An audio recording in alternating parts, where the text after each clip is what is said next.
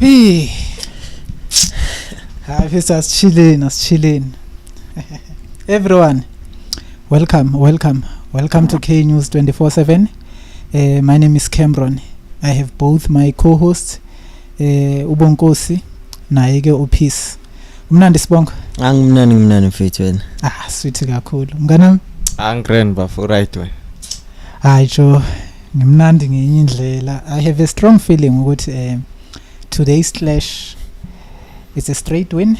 It's been a while singayishaya Cape Town City. I think we have close to 7 games without a win. Yo. Yeah, we played about 7 matches without winning against them. It's only losing or drawing, so it's a cause for concern. Njengoba usho today ke straight win nakanjani. Hey, ndata makwapenyoka. Uyibona kanjani mesha namhlanje? Namhlanje mfethu izibonela i-drop mina.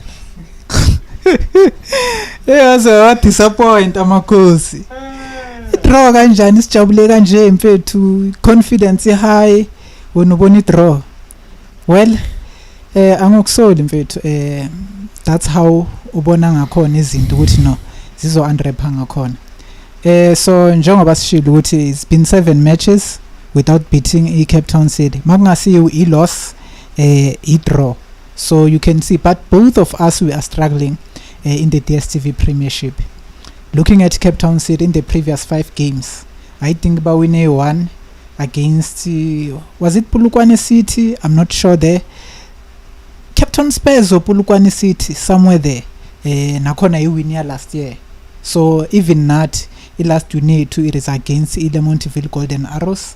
But before win against Arrows, we struggle, some draw. So you can see both of the teams bago drought esira. So this will be a pit bull fight.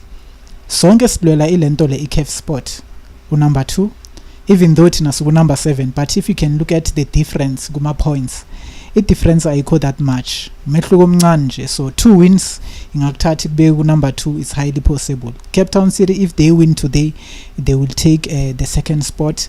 Ba remove Orlando Pirates. If Pirates nayo I win, because they are also playing today against Isikukune United, which will be a tough match also. So Makwapenyoka, what are your expectations in terms of Kaizer Chiefs? Sanbonan Sokalawa. Cameron mfethu, you know ukuthi whenever we're playing against the Cape Town City mfethu, it becomes a difficult battle because we know ukuthi we have played 15 games with them, and in all these 15 games we managed to win 6 times, bona ba won 7 times, and they only drew 2 times. So it tells you ukuthi since they have been reformed since 2016, it's been a struggle for amakhosi ukuthi ayidle Cape Town City. As you know, nanoma siyidla nga small point margin, maybe goal lakhona bahlaba 1-0 or bahlaba 2-1. So it tells you ukuthi bona they have an upper hand against the Kaizer Chiefs. But in today's game, I think it's about difficult because most of the players that they used in the previous seasons abekho, because they uambina akekho lapha nesikopini nomokeka akekho lapha esikopini. So it shows ukuthi thina masingakwazi uba stable in the middle of the park and make sure ukuthi if ever ubana bazomfaka namhlanje, since there is the absence of use of Martin or Castillo, will make the job easier for ama-wingers ukuthi akwazi ukukora, because they have this tendency of using their full backs, so they always overlap. So thina masingabamba ngama-counter attacks, we know ukuthi uDupree's speed and Modi's speed, so today nje we can easily penetrate them. But if ever we make sure ukuthi nanoma singakora, at least sikwazi ukumanage game, because ihlezi isikhawa lento le. Yeah, it will be something else. I'm expecting Kaizer Chiefs to be more creative today. At least Kevin Johnson makazame ukubana at least 3 strategies ukuthi nje azispanise in order to approach today's clash, because ukhumbule first half singaba nayo advantage because we will come with something different ebangakaze bayibona, but second half definitely bazobe basibonile ukuthi is approaching ayiphi indlela. So I'm expecting Kaizer Chiefs to play a different football today. First half yethu akumelanga ifane ne second half yethu, mele sishintshe ngakhona. I think there's a problem in the midfield, even though nina bafowethu in previous videos that we have created ngithe nibona kuyi-advantage njengoba nje our key midfielders are not available, Edson Castillo and also ulento le uYusuf Mat. I know this opens a space for other players to show themselves, but it's something else because labantu ba absent on a difficult match against Cape Town City esinomlando singakaze saba defeat. So i-midfield yethu namhlanje mfethu, I don't know ukuthi kuzoba kwenzakalani. Maybe by lucky if we can manage to win the game in the middle, but we don't have highly experienced players, players nje ane game time enough. We don't have those players. The only player left is Sibongiseni Mthethwa and also all these attacking midfielders. But in terms of number 8, I'm concerned because we just have two options, which is Usiyethemba Sithebe. Sithebe na how many games before agcokije le course? I don't know. Ngapha uSamkelo Zwane na it's been a while. Ngapha umfana obvious akekho that aggressive ngaleyo ndlela. Ugood makaliphethe, but what about makangaliphetanga? Because as a midfield you need to work hard mfethu. If you can look at performance ka Yusuf Mat, he round the whole ground. It's not like uyathanda or something. That position is demanding, but I know you have something to say. Yeah, mngani wami, I don't think ukuthi it's a problem, the fact ukuthi we don't have Yusuf Mat and Edson Castillo. Njengoba ngishilo before ukuthi it's an opportunity for other players ukuthi baziveze, because sesidlala amagame amaningi with uMat and uCastillo, and we really haven't found like our rhythm in the middle of the park. Almost all the games that we played, we haven't really shown dominance that we are supposed to show. And I've said it most of the times with Martin no Castillo, those are two players of the same kind. So njalo nje sibona into yote fana uthi uYusuf Mat runs around the whole ground, but yini kahle sifuna player elizogijima the whole ground and then ithi match my pair ikhathele, but asiboni ukuthi wenzini or sifuna umuntu ozenza impact. So yes, he's a good player, but he hasn't really shown us that impact, more especially on the second half of this season. Yeah, so Castillo as well, for me, has dropped completely. So I guess it's a chance for Abu Sithebe, Zwane and to raise up their hands to show good. No man, it's not only Yusuf Mat no Castillo, we are also quality players on the bench. We just needed a game time. We've seen Sithebe, who was already maturing into that defensive role position until wasusa ku line up asazi ukuthi kwenzakaleni. Uzwane, we've seen glimpses of him during i-10 ka Atazwane and Molefinseki. So I don't think it's that much of a problem. It's an opportunity for other players to raise their hands, and we are playing against the Cape Town City. We are not up against the Mamelodi Sundowns, you know.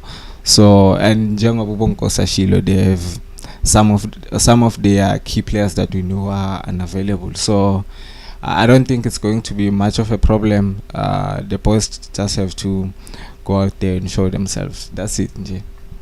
Yeah, something comes to my mind as I'm concerned about opposition 8, position guy Yusuf Mat. It's highly possible that coach Kevin Johnson can play Ukigen Doli into that position. Chances are too high. Believe me, because njengoba I'm concerned about game time, about on these two players, Usithebe no Samkelo Zwane. They are too rusty. So it is too risky. We need this 3 points, and it club is esidlala against yon. Asina good record. So uzule nayo Eric Tintla uzishaya ifuba ukuthi no, he's going to win again, because this season basishaya 1-0. uThintla guaranteed ukuthi no bazochubeka la bagcine khona. So nathi si Kaizer Chiefs, I think it's time ukuthi nathi silengele sibonise nathi ukuthi no, we can fight back. So it's highly possible to see uKigen Doli ku number 8. Believe me, you. It is not possible because bakhipha statement I-Diski Times ukuthi uthe unama options ayi-2, it's between uZwane noSithebe. So it tells us ukuthi okay, today uzoplan around uZwane or uyoplan around uSithebe. So lokho kusitshela ukuthi okay, today i-game plan kuya ngokuthi kahle kahle sihlalisa abantu, because you know if ever he's going to field uZwane, obviously uZwane unale ability yama long passes of which they are very accurate. So this means ukuthi sodlala ibhola le route 1 namhlanje if ever uzospanisa uZwane. But if ever uyothatha i-experience, because uSithebe is more experienced, kusho ukuthi uzokwazi ukumdlalisa phambi kwakabani, phambi kwakhe u-Ox Mthetho, because he knows ukuthi okay makazo protector i-back 4 it will be easy ukuthi akwazi ukuthi sustain le midfield, because nayo uyakwazi ukuthi akwazi ukudlala lama short passes. But into ebalekile namhlanje ukuthi siz apply grand, because we know ukuthi i-Cape Town City have willing runners. Mabayithola i-chance, they know how to speed up by phambili. They have abo roads who are speedy wing backs. So thina ezinje i-club mele scan ukuthi okay if ever there's an opportunity masingathola i-chance ukuthi score, we must know ukuthi mele sikwazi ukuthi shy ball rotation, sikwazi ukumanage game, because if ever sofuna ukudlala ubhutu njengapha ayikho into esoyenza, because it's costly and around ngasasikhathi ihlala ni Orlando Pirates. I-Pirates if we try to slow down the game, I think maybe ngabe siphumena something, because sibayehlisa umoya. But if ever saqhubeka siyarush kula sibanike khona ithemba ukuthi okay if ever manje nathi sishashisa igazi asibathatheni because sibonile ukuthi kwenzakalile. Yeah, and I think imesha namhlanje is going to be more like angasibheka ama player kuphela, also ne coach. Okay, sesiyabona ukuthi you don't have two of your trusted players, so sesifuna ukubona ingqondo yakho nobuhlakani bakho ukuthi njengoba you coach all these teams in the PSL, wahamba wa coach ku Al Ahly, now you've got another big team in the PSL, and now you're also looking at the sport which, you know what, next season I want to be here, I want to coach this team. Now let's see Guti, can you think outside the box as a coach? Guti, I have two of my trusted players out, because obviously Aaron Tinkler dala coach at PSL, Chiefs. As I think for the past 3 seasons we've come up with almost the same kind of players. So Chiefs even the last loss that we got against Kaizer Chiefs, why Shogashi, he knows Guti his best armor is on the bench, and he did exactly that. Wabatlalisa bafana bakhe second half wafaga those players that he knows Guti are just going to do the damage. Ngama last minutes they got a goal wavala, and then that was it. So I guess nale match le izoveza Kevin Johnson Guti, do you really have the quality to coach a club of Kaizer Chiefs magnitude, given the fact that your best players are not available when as a coach? Yeah. I'm expecting to see something from our coach, but isifiso sami, I just want to see Kaizer Chiefs playing according to their advantage. Ukhumbule we have the strongest defense. It is the strongest according to our ratings in the Dstv Premiership. So I think if nje singaya kule match sazi ukuthi okay asibe that offensive that much, into esizoyenza we use our speedy wingers. We have Umodi, we have Utupris. I'm not sure who center forward ukuthi kungadlalwa bani, but we have plenty of options. Saile can start, Rangachi Vavero can start. Let me not talk about Gonzalez because ngiyamazi umuntu ufuna ukungattack. Thank you. Understand. So nje I'm expecting to see kahle nje everything must happen in the middle of the park. Amanye ama position ngiyawabona wabalekanga that much. We are good in other positions, but the midfield, these 3 players, if we are going to play the usual formation, which is ilento le 4-3-3, if not 4-3-3, obviously it's 4-1-2-3 or something, but as long as kuna 3 in the midfield, I'm expecting to see labantu laba babe ne magnet lapha in the midfield, sazi ukuthi ubani o controlayo. It's not just the attacking midfield umuntu ekumela control game. Even no number 8, I'm expecting to see that creativity, that player ukuthi hold the ball, I make sure ukuthi he keep the ball to himself, allow Umodi not to praise ukuthi ba space kahle, or else nama full backs wethu they are also allowed to go up front, bavule spacing just to deliver those crosses or kube ama cutback. So nje we have to play simple football, but the midfield must do the job. yeah, midfield kumele sisebenzele namhlanje. We need to see those combination passes. Into engihlala ngisho nje all the time ukuthi some other teams they know ukuthi if ever back blocker lie in the middle of the park, you are going to go wide and then hit crosses into the box, and that's what they want because they know they can defend those crosses, and they usually have a good goalkeeper who can like claim all the balls that are coming into the box. So even our last loss to Cape Town City, Eric Tinkler knew which Kaizer Chiefs, they have very pacey forwards, and also they are very good on counter attack. So into ayenza nje ukuthi allow ama players wakhe to sit back, so I distance from goalkeeper to the defense why shorten ukuthi bengaka, so that kungabi ne space labo to preserve bazogijimela khona babadlalela amabhola. So middle field is going to be very crucial today ukuthi they make sure ukuthi they do have those combination passes. City is forced out ukuthi see wide sogcina sesishama across, because lapho sesizobe sidlalela like sobe sidlalela ezandleni zabo. So today whoever nje othola I scheme or whoever who's in the starting lineup lapha ku middle, whether it's Usithebe or Uzwane, they just have to take control of the middle field, because as we've seen against the Pirates njengoba sasho ukuthi we failed to take control of that match. We led 2 times, but as we were leading, we could not control the game. We allowed the Pirates with ibuye gaming by not controlling the tempo of the game. You know, sometimes as a player yafuneka man ube, I mean we watch the CAF Champions League, we see how these North African teams do. Mase babona ukuthi ngathi manje soza kakhulu goalkeeper uhlala phansi or a link player uhlala phansi, just nje ukuthi kuwafuke the tempo of the game so that they can control the game.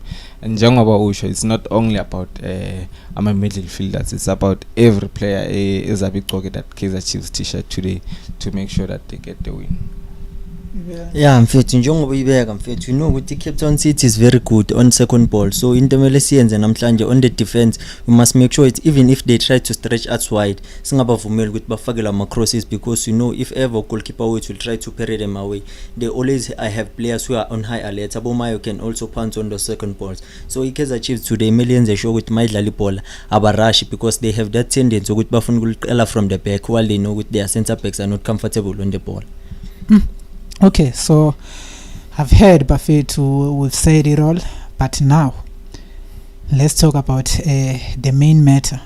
Ningakhohlwa ukuchecka ama line up. Yo, sorry guys, nginiblockile. No checka ngani. Une data mfethu. Sorry. So guys, ningakhohlwa ukuchecka ilento le line up mayiphuma the actual line up. But so far expect abobani at the back, because mfethu bayangifight abafowethu lana go comment section ngendaba kaZitha kunika. Ishaka ramina Zitha is one of my own guys, buya sonke legiyani, so obvious mele ngumkhulumele mangakhulumelwa yimi ukhulumelwa ubani, but bayangatheka uzokhulumela umsebenzi wakhe awenzayo mfethu, but he's doing a great job. Let's be honest, I know ukuthi people love Dylan Solomons because of lamarana wayenzayo and speed and nama cutback wakhe ile play nesibindi eli brave, but what about the defense? Because ukhumbula ukuthi njengoba baleka kanje uzolast na the whole 90 minutes. Beg, angisho another thing into esiyenza ukuthini, we know ukuthi some of the players won't be our favorite players, but in terms of work rate we do notice ukuthi kahle kahle uFrozler is giving us what, uSolomon is giving us what. Ukunika mfethu know ukuthi as a center back he was signed as a center back, but manje bamdlala ku right back if ever uFrozler maybe akekho available. So into esingayisho nje ukuthi namhlanje we know ukuthi at the back mfethu I think uDovo buyile, so ku center back I think sesisharp manje. Obviously inking izoba lapha ku right back, but I believe ukuthi mina bazoqalisa uFrozler bese left back obviously kuyoqala uHlanzi. Okay, yeah, iphumile ke line up, but please might you have something to say before I get straight into the line up? Yeah, I want to add kule ndaba kaKunika. You know, again a team they'll always be that favorite player yaka coach. Siyazi ukuthi na kanjani lo yena sohlezi simthola nanoma baset ischeme mangabe uyistrike aqalwa ngaye yena sekayakhinda vele uyazi ukuthi is in the lineup. So I think Nkwinika is that kind of player, just like Bruce anobonyiko mobi lapha kubafana bafana, you know. So looking at ama performances Nkwinika on the last match against Orlando Pirates, he was moved back into center back, and you could see how clumsy he was. Ngathi le position akasayijwayelanga. So I think he's good lapha go right back, because defensively he's giving us something. And let's not forget ukuthi defender, his primary objective is to defend. Le yokuba offensive, it's a plus, it's a bonus, but mawangakwazi ukudefender, then half the job is done. So ever since Nkwinika has been moved to right back, we have seen ukuthi we have conceded less. Our defense has been solid. It's only that match against Orlando Pirates that's where izinto zamosheka, because coach bekafuna ukulungisa la kungamosheka ngakhona. So today I think njengoba sesikhuluma nge-lineup, he's back ku his favorite right back position. So I think defensively we are sorted. Yeah, mfethu, as you can see sebayikhiphile lineup njengoba usho vele hayi uyamthanda vele bambuyiselile. So as you can see, there's only been one change kahle kahle kule lineup against the Pirates njengoba it is the return of Edmilson Dove, bayibuyisele njengoba njalo Bruce Sepalini. But another surprising change ile kaMduduzi Shabalala namhlanje is the opted attacking midfield. 3 changes actually. Wandile Duba is back again. Yeah.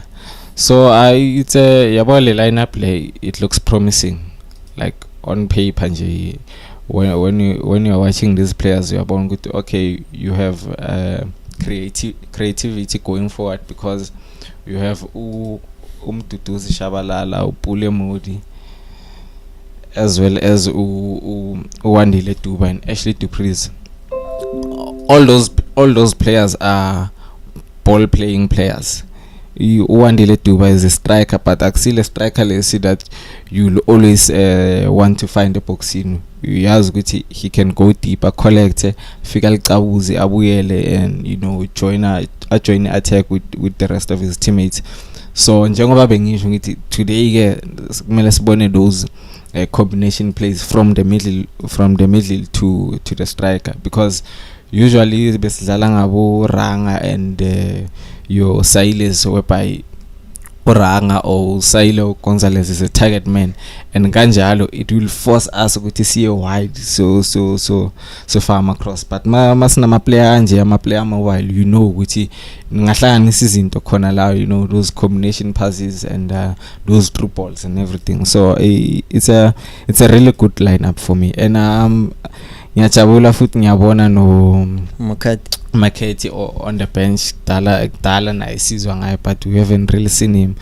So yeah, njengoba simbone benchini, hopefully amagame na alandelayo we might see him in the starting lineup. And na bench yethu today, it looks iyaphila man. We have Usaile, we have Chivaviro, as well as the likes of Solomons and Mashiana. So yeah, no complaints nge lineup today. Coach uyinembile. Hey, yeah, let's hope ukuthi coach oyisetile lineup, because kunabanye nje bathanda ukumosha ama lineup wethu, but I'm happy to see all these players today. Looking at Bruce Vuma, definitely I'm expecting a good performance today. Another clean sheet for Bruce Vuma, I'm expecting it. Definitely ubonile against Orlando Pirates ukuthi i-defense yakhe imfele kuphi nakuphi. So I'm waiting to see Bruce Vuma improve i-communication yakhe ne-back four yakhe. I'm happy because there is Nkwinika there. They speak the same language. I think that's another factor. Yeah, communication. Yeah, we understand. That's another factor. Enza uzitha Nkwinika always on the starting 11 kuleya back four, because of his communication with Bruce Vuma. They gel. They are best friends. So that also works. You understand. So obvious. Umadala hlanti niyamzonda bafethu, but here he is. Ngishilo before. Ngathi ningamzonda uHlanti, but i-Chiefs ayina choice manje in terms of left back. Ningamkhuluma uMashiyane, but ama performance wakhe bewa much better. but i-challenge asiyibonanga on his side. No Bruce Vuma ukhiphe ama clean sheet in both those matches lawo Mashiyane bekadlala khona. So defensively angumthembi uMashiyane, kusamela iprove to me, ngibone nami ukuthi yazini no ngathi angasinika something, but so far I go with Uhlanti no matter what. Yeah, well, Uhlanti is experienced, so as a coach you'd want your best soldiers on the field, but I think as much as you'd want Uhlanti aside, you also want ukuthi ama players afana nobo Mashiyane have those 15-20 minutes, right? Because Uhlanti is no longer a young player, sekamdala. So there's nothing wrong with giving Mashiyane a run in the last 20-15 minutes of the match, because since angenile umfana on those previous matches, he has done very well. And looking at the situation Uhlanti futhi, very well ukuthi Chiefs dilanja nama contract yakhe is coming to an end soon, and we haven't heard anything about our negotiations. So you need to give ama player fana nabo Mashiyane a chance to ba trial and have that game time and that confidence. Obviously as a young player you still want to use him for next season as well. So yeah, njengoba usho now lapha emuva I don't see that much of a problem. Even if Uhlanti adlala or dlala uMashiyane, it doesn't matter. But looking into the future, I'd like to see more of uMashiyane, because he's our development product, so we must continue with those players. And then today enginto engichazayo futhi is our midfield. We have uSithebe as well as Umthethwa, experienced players. So I'm not expecting izinto ezihlale zenziwa uCastillo noMatt baphasana ama short balls baba break khona la imiddle bahambe bayokora. So I'm hoping ukuthi there'll be less of those kind of mistakes today. Yeah, hopefully we will see a lot of changes, and today it's a big opportunity, like ngisho ukuthi for a player like uSithebe. Today uSithebe angakhona ukubuyela back into Kaizer Chiefs starting 11 with just one performance, because in midfield we don't have that player esirela esishoyo ukuthi la asikaze saba disappointed. No. So for uSithebe, today is the day yokuthi nje akhombisa ama fans wakhe, akhombisa management and also the coach ukuthi I'm raising my hand to take charge of that number 8 position. Last season bebamdlala off position, uSithebe akusi central defensive midfield, right, as a number 8 and also as a number 10, because unalama passes amnandi ne movement yakhe on the ball, it's something else. Uyazi mfethu amajita wama dreadlocks eNaturena, they always excel each and every time. So I think today uSithebe mela sibonise ukuthi uyayifuna lento. Yeah, ngaphandle kumahlathi, that's why bamgundisa wona. But ke going forward njengoba ngishile, uSithebe noNgcobo, they are both experienced players, so which means they'll give that young boy uZwane that chance yokuthi or it's that freedom to roam around the field, spray lawo ma passes amnandi. So yeah, man, I think today lineup inhle kakhulu for me personally, because I've always wanted to see these players playing together along. I guess the only disappointment nje ukuthi ulona kekho uNkosi Ngiphile Ngcobo, because I would have liked ukumbona naye whether ku benchini or aku starting 11, because he's also a good player. And we must see all those players that have been promoted by Atazwane and before. I mean khuluma ngokuthi we are building a Kaizer Chiefs back from the Kaizer Chiefs that it was before, and these players are our future. So the more sibatshwayeza ukubadlalisa babodwa together, is the more we're gonna get the best out of them. So uyabona namhlanje ischeme si perfect, but then mawuthi yabheka ibench yakho uyabona ukuthi Ngcobo is no longer available. Who's that young man, Mfundo Vilakazi naye is no longer available. So uyabona ukuthi there's a bit of inconsistency there. And njengoba usho, we haven't really had a midfield player like the one that we know, which this one's rely kuye each and every match sizomthola lapha. And I still say to this day, we haven't replaced Oyeyel Tsulunyane, we haven't replaced Willard Gazande. So njengoba usho Sithebe, Mthethwa, more especially Sithebe, today they have to raise up their hands to show which they definitely need to. Yeah, mfethu njengoba uyibeka, as you can see mfethu lapha on the middle of the park mfethu, always each and every game esoyidlala there are changes. Even today we thought ukuthi bangaqala ngomdantsane after the performance he gave us on the Soweto Derby, but naku namhlanje ubuye ngomduduzi Shabalala, of which dala abantu bafuna ukumbona ukuthi usiphatheleni as an attacking midfielder, because most of the time he's being played on the flanks. So namhlanje nje sifuna ukubonga ukuthi usiphatheleni, because you know ukuthi naye when he is on song mfethu he has the ability for a pass, and also he can take on players, and also he's creative. But into ebalekile namhlanje mina ngijabulisa ile front race nayo, because lama player uyithila wayana umuntu one confidence ukubadlula bonke, it is uPulemori, because during that course of that week ngasesikhathi sodlala iDerby he had 3 assists, and uphase ubani uassist uDubo waphindwa assist naye futhi uDuprez. So I think the confidence is very high now. uDuprez he scored, so we will continue from where he left off ukuleya game yeDerby. So namhlanje if ever nje sobona nje a change, I think soyibona nje khona lapha phambili ukuthi kwenzalani, because we know ukuthi uDuba can play while facing the back of the post. So into ebalekile ukuthi he knows how to position himself, create space, and also he can run behind pockets. So into ezinye zezinto ibalekile lezi ukuthi sifuna ukubona kahle kahle ukuthi coach namhlanje usiphatheleni, because you know ukuthi 2 of his key players are not available, but he managed to replace them. So into ebalekile ukuthi sibabone ukuthi bazoyithatha kanjani le game, will they take the opportunity with both hands or bazo flop and then wait ukuthi next match kubuyela uCastillo nayo Martha. Okay, what I can say ne, into realize, into count in most cases, we only care about the starting 11, but ukhumbule we have 2 halves, first 45 minutes and last 45 minutes.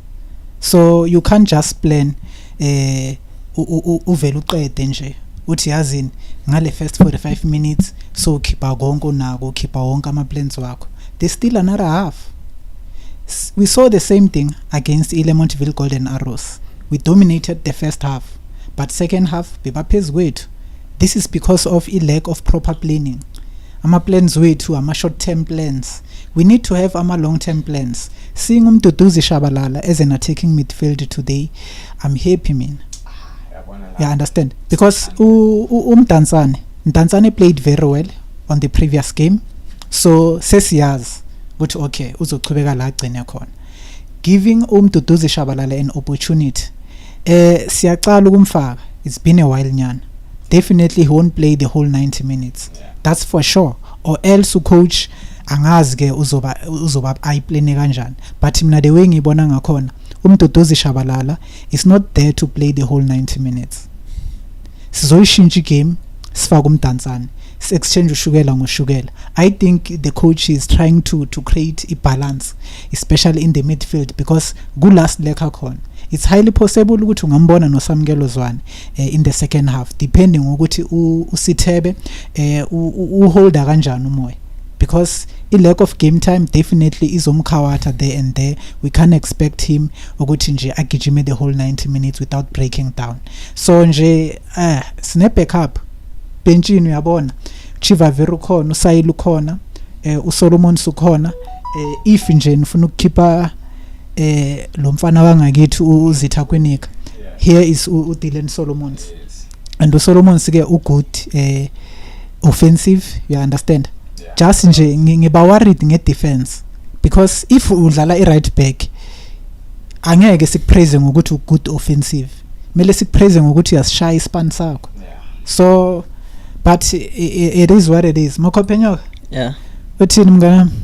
Namhlanje mfethu mina njengoba ngiyibekile mfethu ngiyibonela i-draw because asikakabi naleyo nto le siyitshela ukuthi okay manje we have found our form ukuthi okay we can say ukuthi we can score now and we can also defend. Sibonile we are exposed kule game eSoweto Derby, so manje it's all up to us ukuthi kahle kahle manje senza kanjani because we have been changing ama approaches but ayikho into esasipanele so far and look at the games that are remaining, so it is where last mele sibonise khona ukuthi kahle kahle as a team that we can say that we are a big team, how can we do ukuthi simanage ukuthi survive singene ku top 8 or maybe if ever there's a chance ukuthi fight for top 3. But today I think Cape Town City mfethu now you will try by all means ukuthi ivuke because now they played 5 games and they are only less in these 5 games, so we know ukuthi if every team ayodlala ne Kaizer Chiefs bayenza sure ukuthi baphakamisa ama socks because they know ukuthi okay if ever we win we'll be on the headlines on Monday on the newspaper. So ukhanyisa mayo I think namhlanje angeke abe that effective because attention kuye they'll try by all means ukuthi bammark,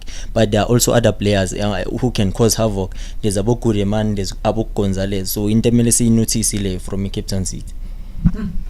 Okay, I have a question for wena Bonkos. What are your expectations Gwandile Duba, who is playing as a center forward today?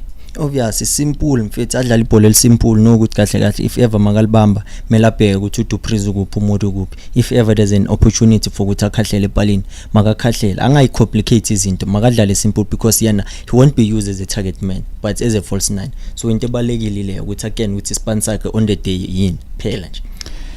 Yeah, Gwandile Duba again. So yeah, but as a forward player there's no much responsibility as long as in midfield ikwazi ukushayela ispan. Lapha nje asikho isidingo sokuthi uzube tough uzube strong uright makathayini aso umfana singayithola neopportunity to get a penalty esagcina kudala thina besidume ngama penalty mfethu ngisho na voice usikhona yimfana besidume ngama penalty manje nje sathola ipenalty kayi1 lela Mr Gonzalez uChivaviro saphuma ke ku Nedbank Cup, but I remember very well besidumile ngama penalty bese basi investigate ukuthi iwona na ama penalty na the way besingozi ngakhona azina shay hat-trick sasa shay hat-trick ngopimenyumana. But I want to see that combination play, you understand, in midfield yethu ne front three yethu, like these 6 players all of them ngifuna ukubona this connection kubonakala ukuthi labantu badlala ndawonye, hayi ukuthi omunye bamlandele eZZ omunye bamlanda eMakhado, you understand, mele kubonakala ukuthi these guys they train together, you understand. So I want to see that gel, that connection within all these players. Kumnandi namhlanje it's a mixture of young and the new players into the club and also the old players, so I want to see all this. Itumele Nkone is back also, besimjabulele ukuthi ubuyile, sifuna ukubona ke ukuthi uyicontribute kanjani team outside because you don't have to contribute more phakathi kuphela, also mele ukwazi ukwenza something from outside in terms of motivation. Naye azama ukucoach ke because bazamile abo Brendan Peterson, so naye makazama ukwenza something. Yeah, I think Ito has that. We have seen that a couple of times, even Nago national team when he was close to losing number 1 spot. Yeah, I think not even national team. Was it CAF Champions League? Basically, we were playing Bruce Vuma and Daniel Akpeyi more, and then Abu Begashala lay understands, and you see him encouraging his players and everything. So I think he has that, and it's a good thing you go to Wile. But yeah, man, njengoba usho lineup ya today mfethu ngijabulile, like for the first time ever since Kevin Johnson abize scheme sakhe namhlanje mfethu ngijabulile. I might be a little concerned Nkosi Ngiphile Ngcobo, as I've said ukuthi it seems like consistency kuba inkinga because today uyadlala, tomorrow you're on the bench, and the next usithola kuma stands ukuthi kanjani okwenzakalani lapha ku campaign natural, you'll never know. I mean njengoba ubona umfana umduduza aqalile namhlanje, next week ungabona uPotsane futhi, just as we've seen umdantsane starting last week. So inkinga nje consistency. I mean, if you can look at other top teams, they have consistency when it comes to their lineup. Tina, yes, Umart and Castillo were not available today. I think those were the only changes that we needed to see. Usibongiseni Mthetho noSiyathemba Sithebe, and then the rest of the other players that were available, Sababun. So iyo nje into engixakayo, but lineup, it looks perfect. Usithebe noMthetho, they'll protect that young boy uShabalala, give him that free role ukuthi roam around the pitch. Pulemudi Siyamazi to praise with his pace and trickery. Wandile Duba, I think this match is starting because ina pressure, just like the matches buyagiyo ye Pirates, because we even saw Pirates. He came in the second half, it didn't have that much impact, but he was there, sekushota kancane nje. So imesha namhlanje we are playing away, it's a sold out affair.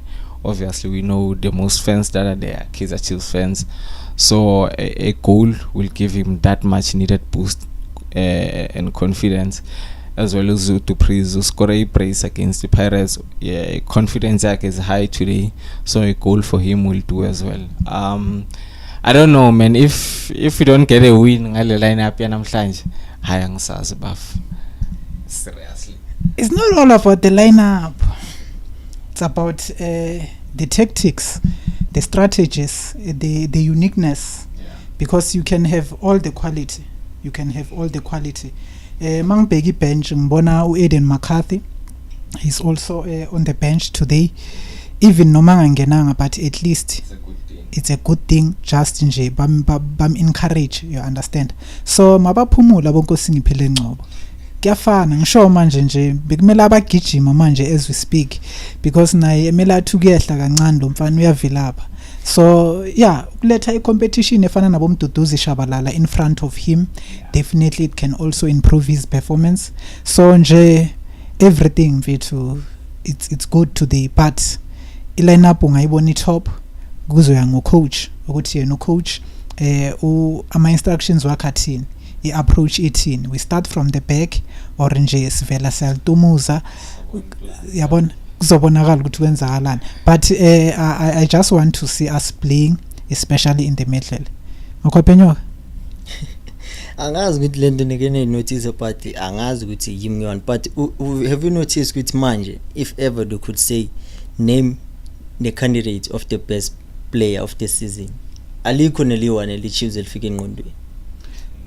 Yeah, best player, but what the player of the season, what the players play of the season, so gijimela umukwena abo Maswanganya abo Alend, but ama player we Chiefs awafiki engqondweni. No, we do have those players. If you can look at a performance ka David Milson, I know he have those mistake as Costa kwangempela, but in terms of performance, Udov is on another level.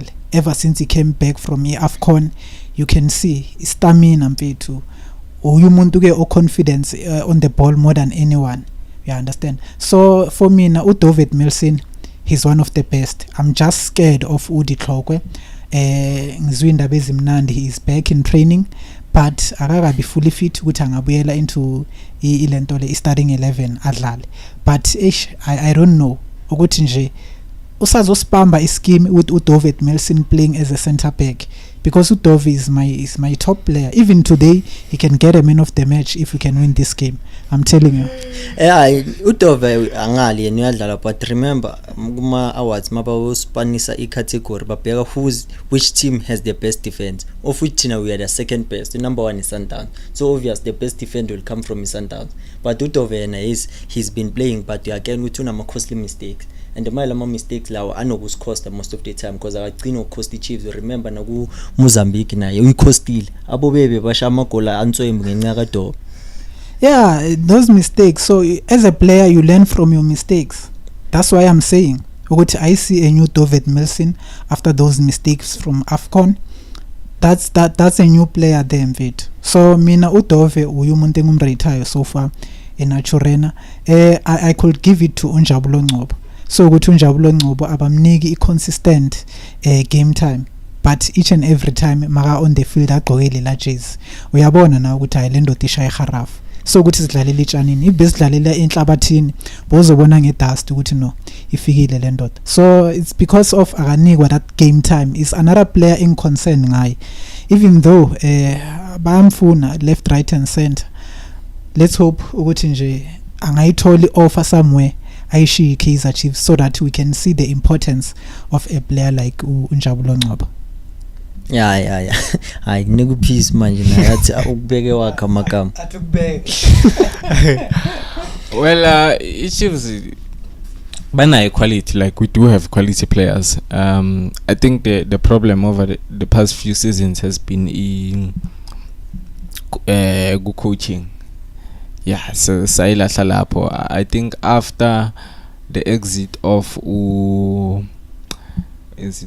Kevin Hunt, that's where sayilahla khona, because even ne return ga Stuart Baxter, it wasn't so fruitful, you know, because we would be going half time being led by 1-0.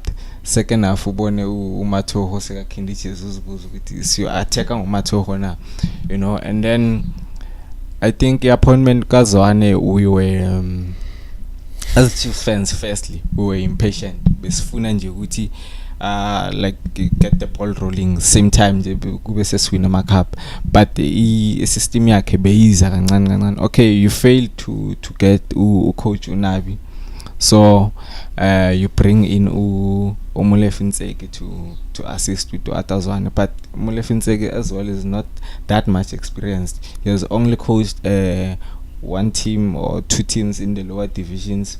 Was thola seka se squadini seka coach bafana, and then now to Chiefs. It's not that's not an experience esingakhuluma ngayo sithi singanikeza umuntu I type of Kaizer Chiefs magnitude that hard seat. Yeah, well, so I think the problem has been in coaching, because we have the right players. We have Ngcobo, NS Minodop used to get the best out of him.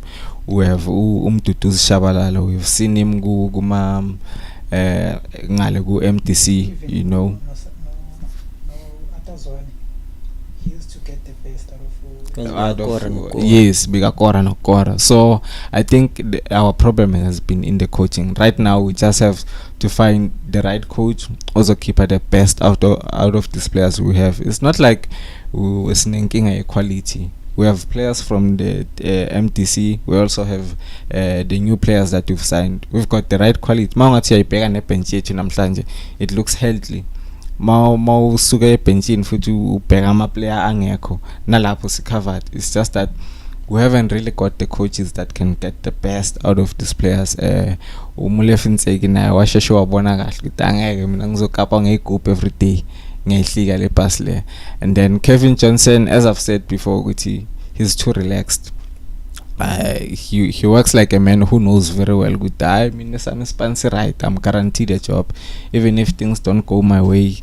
Gule offer leng I can still go back to the head of youth development. So right now, interceding a coach and experience, and not only just a coach and experience, a person that can be a father figure to these players, just like Atazwane was. You know, we saw the best of and Jabulo Blom. Since Avaya Apparently we've seen the best of all those players that he has promoted. So it's a matter of coaching. It's not like we lack quality. And if you check our games as well against the so-called big clubs, Pirates and Chiefs, Pirates and Sundowns, I mean, on that match against Pirates, we didn't like play the best game, but we good, you know what, we can compete.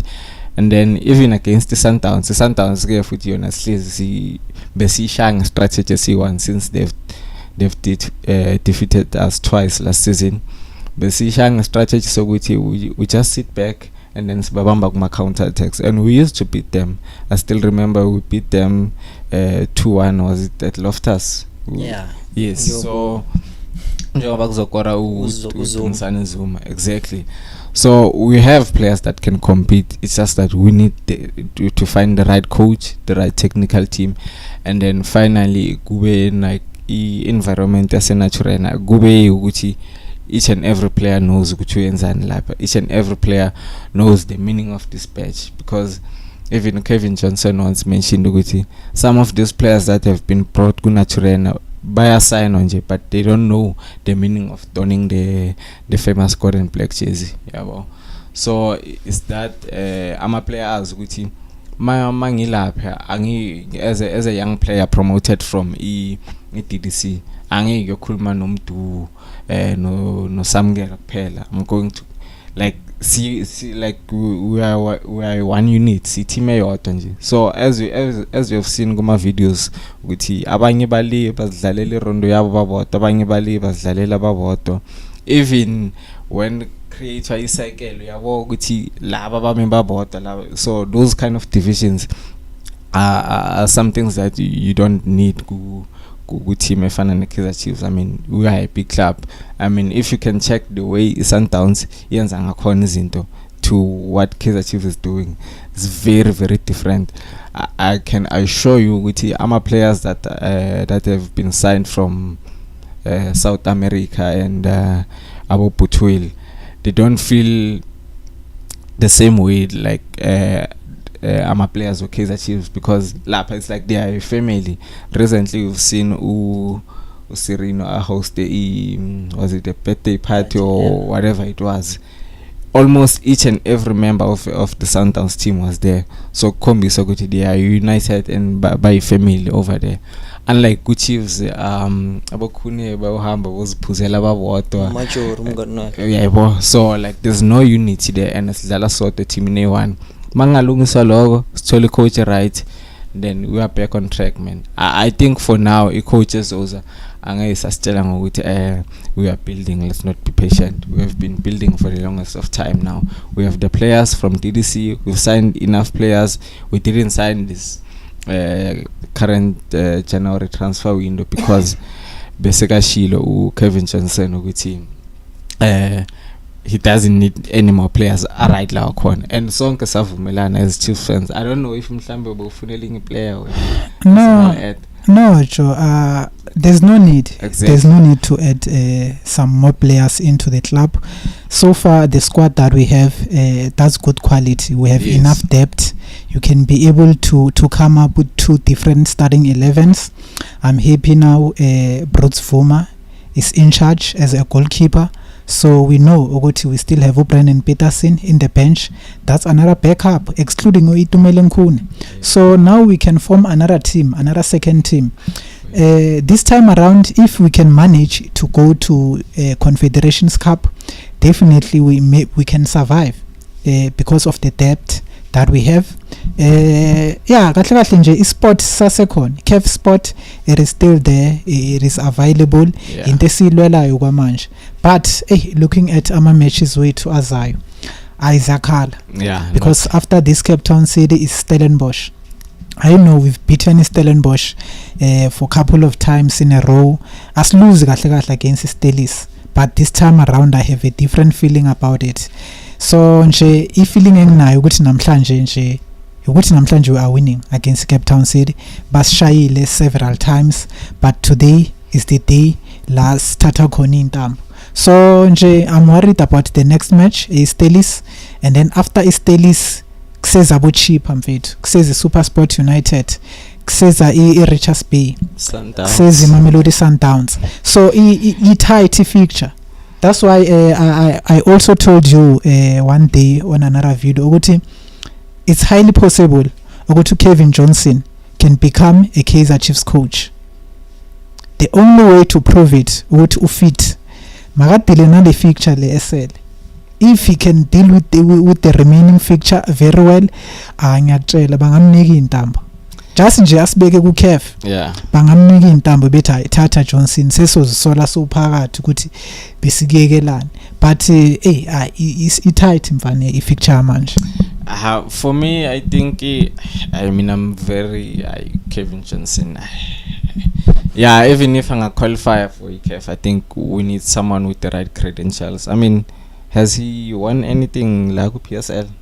I don't recall him winning any silverware here, unless if I'm mistaken. But the last time go Platinum Stars, the coach who won a cup was Alan Freeze.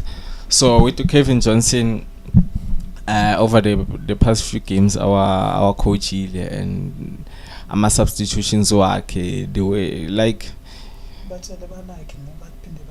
for me for me I don't think we should continue. Na intanga ayenza is just to make sure we get like a favorable position lapha kulok. It's either number 2 or number 3, and then we can go to CAF. But ukuthi simnikeze intambo ukuthi aqhubeke next season, hamfethu kunini isikhala.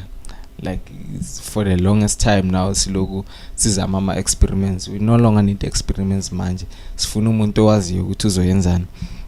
And going back to le ndaba yaka abongosi of ukuthi usually when they ask for top player, like we do have top players. Mangithi ngisabheka labo khuluma ngo Bruce Vuma as well as Brandon Peterson. Those two goalkeepers are Bafana goalkeepers. Hey, let's hope Bruce Vuma could traumatize ngento ayibone Algeria, because abo goalkeeper be Sundowns into abazenze lapho. Yeah, ishanga wina lento le natural. You know, good defense yethu we have Sifiso Hlanti, given Msimango, as well as Edmilson Dove and Ulona ongekho manje, uDihlokwe. All of those players are national team players. In the middle of the park, apart from Ustebe has also played good national team. Yeah, so like yes, Kukosafa. So like all these players that we have currently go starting lineup, except for I've never seen Ukwinika go unless guma youth levels. Yeah, I've never seen him go Bafana. So the whole lineup, excluding Ukwinika as well as Wandile Duba, those are national team players. So that says we do have quality players. Njengoba ngisho short and a coach, and Kevin Johnson ngiyala mina bafu. So njengoba ungamfuni uJohnson kanjena uthi let me not ask who can be the coach, because we don't know anymore. Bangakuhlaba ngoDylan Shepherd makuphela isizini Chiefs le. Ayaganga bakuhlaba ngoDylan Shepherd. Yeah, ufuna kushisa iFNB. Uyazi Chiefs. Endoda ingashisa iFNB uyadlala wena. Cha ukuthi mabayenza uyadlala wena. Phela ku-Chiefs ndoda team e-break record ku-CAF sibe nama coach ayi-3 in one tournament. Kero coach uKevin waba head coach sabuya sabeka uZohane sathi nakuzwana kwafika uStuart Baxter ku final kwenye. Yabo ukuthi nje thina nje lapha kamagida sibhekana.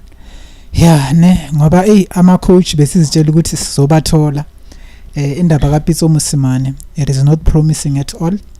Indaba ka Nezradin Nabi, it is not promising, especially after what happened. Ukuletha umuntu akwitha umsebenzi thinking ukuthi khona la ayothola umsebenzi khona. Confidence umuntu but uthe makafika iKaizer Chiefs yambhayizisa ngakosi ukuthi abuyele emuva ayofunana neclub. So I think uNezradim Nabi will never communicate with the Kaizer Chiefs, especially after what happened. Like that's something else. Udlala ngomuntu like fethu i-coaching ispan sakhe. Uspanisi coaching to put food on the table. Ngiyeke umsebenzi wami lo ngibhadalayo ngizitshela ukuthi wena uzongicasha because ungithembisile, but mangifika you change the statement. So that's something else. It was not unprofessional what Kaizer Chiefs did to someone like Nezradim Nabi. So let's forget about that coach. I don't know ngizokhuluma ngabo Jose Pasero and stuff, but I don't know guys, but we need a coach njengoba Ashu Peace. We definitely need a coach. basuke baqinisile mfethu mabathi ukonakala kobisi ukuvela kwamasi, because if ufikile natural ngabe simmoshele nje into sekayibuildile towards his brand of ukuthi yena he's one of the best coaches. But bheka manje sithe masimgabha wayofika ku AS Rabat, bheka manje kuyanyiwa lapha na baphefumulisa ngama pipe, and you can see ukuthi obvious is still gunning ukuthi awini league and other domestic trophies. But the natural I don't think ukuthi bekazo survive ngalo ndlela, because bekazofika kusamele kuqale kuchange environment, kuqale futhi kulungiswe lapho nalapho. And another thing njengoba lokuyibona iChiefs lokudliwa kanje, I think it is a good thing, because ibakha for the future ukuthi yazini sesiyazi ukuthi sihlupheke kangaka, but manje sesifuna ukuchange, because masingawina nanoma i-trophy li-1 manje siyokhohlwa nokuthi asikho nento esiyidlalayo, because sesine trophy manje. Bese lapho siyaqala ke siba ne-confident engekho, sicale sibuyele futhi siyodlala udaka, yabo, because the more siloku sidliwa kanje baqinisile mawatindu kuyamakho umuntu. But ku-Chiefs ngathi ayi abakheki labantu mfana, the more bashawa the more ngazathi lokhu bayaphansi. But on a serious note mfethu ezinye zezinto sizilungisa ngokuhamba kwesikhathi, because manje indaba yabo coach it is unfair ukuthi singayikhuluma, because sothi sifuna ama coaches but already we are linking players with the Chiefs. Leyo coach lo uyofika azenzele into zakhe naye, lama players walinkayo I don't think ukuthi they will be part and parcel of his team. But okwamanje you can see ukuthi they are trying by all means ukuthi i-Chiefs ibuyele esandleni, but nabo iyabahlulo kwamanje. But let's see ukuthi makuphela isizini kwenzakalana. Yeah, well, also another factor when it comes to our coaches, I think for the past 3 seasons, Kaizer Chiefs has shown that they are immature when it comes to that department. I don't know which section group or ever since the appointment of Kaizer Motaung Jr., we've really been going on a downslide, because njengoba asho Cameron, you can't promise a coach ukuthi okay siyakufuna zokalala eMzansi and then izinto zonke masekumele zisetlele zibe kahle ziqonde, and then bese wena you change your tune. I mean the first season whereby sizohambisa uStuart Baxter sibuyisa uAtazwane as our head coach, that for me was that was an emotional decision, because that decision was mostly influenced by our fans. Even before the return of Stuart Baxter, fans were calling it, you know what, Atazwane should be the coach. Atazwane should be the coach, because we saw what he was doing during ECAF, our performances work, and also Gu League.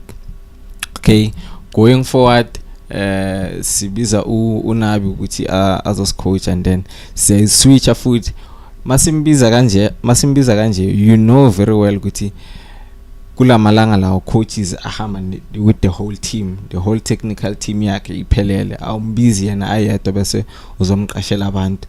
So we knew I think the Kaizer Chiefs management bebakwazi lokho, they knew that, so they couldn't deal with that fact. Bebasafuna have their terms when it comes to whatever it is that they decided on. Ukuthi no kube ile Kaizer Chiefs yaziwayo ukuthi thina sokunikeza abantu bakho, sokunikeza ama player when you just do your job on the field. I think which is what broke those negotiations with Coach Nabi, because I can't be ngathini angeke ngithi ngiyayazi history Kaizer Chiefs ukuthi i-coach esone so bebalwa lo wahamba lo bamthatha bamenze head coach, and then bese nami ngiyofika ngiyekule Kaizer Chiefs ngiyocoacha nalo muntu lo ohambise lo munye coach yabo ukuthi ihlala kanjani, because Stuart Baxter wayikhipha kahle yena ukuthi when it comes to tactics bibangazwani nozwani. Stuart Baxter bekathi bangekho uzwana zifakele abafana bakhe, makabuki Baxter ishintshe the whole team faka those older players, so you can't bring in a new coach kuleyo environment. Fine, you failed to get Unabi. What imapha ama options now? Like you want to tell me ukuthi lesikhathi banaso sonke lese they couldn't get a second choice and third choice coach bangayibiza ukuthi you know what, we need to remedy the situation. But yeah, singasho ukuthi okay, currently it is not working for Kaizer Chiefs, but akusho ukuthi umuntu makaza ne technical staff yakhe nakhona a success is guaranteed, because Kaizer Chiefs have been winning bathole ilento lena ifame with that style. Singasho ukuthi maybe manje kulaba appointa khona ama coaches are wrong, and then they also sign wrong players for the club, because masibabheka they are running after ama trends Kaizer Chiefs. As long as the player trend nje ukuthi lona liyagijima during that time, Kaizer Chiefs they will go and sign that player. We saw it ngabopule Modi, we saw it a lot of players, even Nopotsane, he was doing very well kulento lena ku Royal AM mabaqeda ukuthenga status. So nje Kaizer Chiefs bamosha izinto because of running after ama trends. Ukuthi ukuzi coach ayisingile bamlethele i-staff bengasinto bad. It is also happening go Orlando Pirates. uJose Rivero zenobani, because bamtholele i-strength and reconditioning coach, that guy beka under Unabi leku bethini club yodlala neSundowns manje ku Young Africans. Yes. uMandla Ncikazi remained in the club. So uFadlu bamisephi Fadlu resigned. resign, and then uMandla Ncikazi waba assistant coach, but still the club is still doing very well. It's all about ukuthi uappoint abantu aba right na. But nakhona it depends. I mean, uJose Rivero uze ne assistant yakhe, so ukuthi whoever bekazomthola la, it doesn't matter. He was allowed ukuthi eze with his assistant lapha Pirates, and as you have seen ukuthi things have been going very well for him. And in most matches mawuthi ayibukela Orlando Pirates and then uyabheka ibench labo, if it's not Jose Rivera kucile lapha bukela match, who else is in charge? His assistant. When last did you see uMandla Ncikazi standing up coaching those players? You know, so ngiyayizwa point yakho, but at the same time Chiefs, the way things have been done recently is not convincing. I mean, njengoba ngishilo, you knew ukuthi uNabi usebenza kanjani.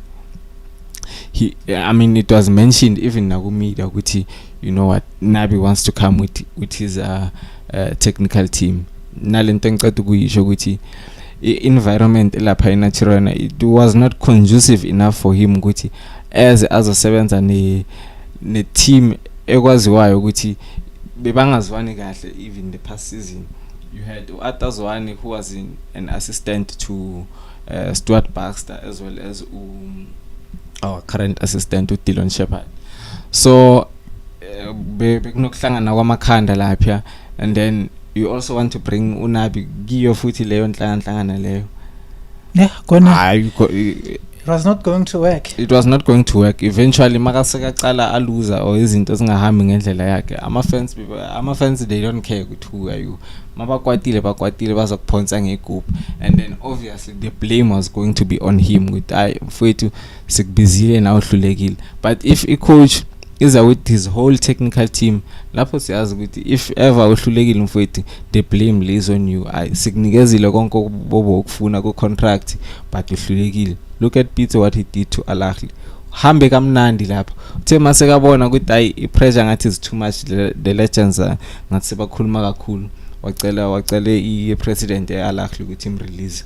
Simple, ufikile ne-technical team yakhe bashaya ispan, even though some of the Al Ahly fans were not really happy by the way bekenza ngakhona izinto, but uthethe Al Ahly wayibuyisela back to CAF Champions League. Bashaya thina futhi ku Champions League final, was it in 2019? Yes. So yabona, if ever a coach unikeza the right kind of environment and whatever that he needs, maseka failile uzabe, I don't know uzaba failiswe yini, but I think we should yeah kahle khuluma kakhulu na umuntu akafuna ukuceda akafuna ukuceda lo muntu bonkosi uphuza ku spirit se Good Friday phela, and angazi ukuthi benile church just ngobizelo benilofini, angisho sese kuyo lento leyo, asazi ukuthi coincident or kwenzakani, but if it wasn't for Judas ngaba sinayo Good Friday, kuba sinayo Good Friday, and if it wasn't for Judas Musiamedi ngabe Kaizer Chiefs win league. So you see kulento uqondana kwezinto, but ezinye zezinto bear in mind ukuthi as a club vele Kaizer Chiefs, you know ukuthi how they run the club. So njengoba iphisa ibeka mfethu, angeke ucoshe umuntu maceda lona sali makufika umuntu ucansi khona into ezoba khona. Kunini bahamba abantu uDylan Shepherd usahleli yena manje. Expect ukuthi makuzofika umuntu coach still asale kuyoba khona ushintsho futhi. Kahle nje, but at least sizwile, they say where there's smoke there's fire. So let's hope ukuthi nje iKaizer Chiefs bazoyigudluza ilento lena i-technical staff yabo yonke comes next season, because nje we need a fresh technical team with fresh mind, fresh strategies, everything nje ibe new, so that nama coaches azokhona ukufika. I-football have changed. Thina siyibone ngopitso indaba yokuhamba ne-staff, but it looks like the whole Africa ama-coaches wakhona bahamba ne-staff zabo. So I think we must also nathi ke sizifake kuleyo system, understand ukuthi yazini Android Vision say upgrade akusesiyo le yakudala leya 13 manje. Yabona sekuyi-13 manje, things are high. Wena usasebenzisa imobile leyo qala le ngathi insipho. Yeah, but they need to change. It all lies within a club one, because if you have a club but it doesn't have a vision and a mission, it becomes difficult to run. Because look at, for example, Mamelodi Sundowns, they know what bafunani and they try by all means which they go in that direction. But the nature no manje we don't know what is funani. But you so long as demand ukuthi sifuna kwenze kushintsho lolu nalolu. Let's say kuyaba khona ushintsho, but still lezinto lezi esifuna asithuli. Kuyothiwana after lapho. But angeke kube noshintsho without ama results. That's being honest. Bheka iChelsea kumanje. Chelsea spend ama-million ama-billion signing players, signing top coaches, but still bayahluleka ukucompete with Liverpool, Man City and Arsenal. So kushuthi nabo kumele bahlatshelwe inkomo njengeKaizer Chiefs, because I've heard that statement several times. Thiwa ngazi mele balungisa izinto nabakanene and stuff. But if the same thing is happening to Chelsea, to Manchester United, Manchester United ne? Chelsea. Yeah, if the same thing is happening to Chelsea, shoot musi singabahlabela inkomo ezi20 angeke kushintshe next. It's not the same thing. Chelsea have a very rich owners. Njengoba basho bonkosi, you need to have a vision. Mawungana vision imali zoyithatha nje uyisplash nje ungazi ukuthi wenzani. Sibuyele back to iSundowns. Yabo iSundowns personally ebayiqashile. Not so long ago bengifunda was it a transfer room, something along those lines. Sundowns is the only South African team, if not the only African team that was there. That's how they get the likes of Abu Ali and all those other players. So the person that introduced them to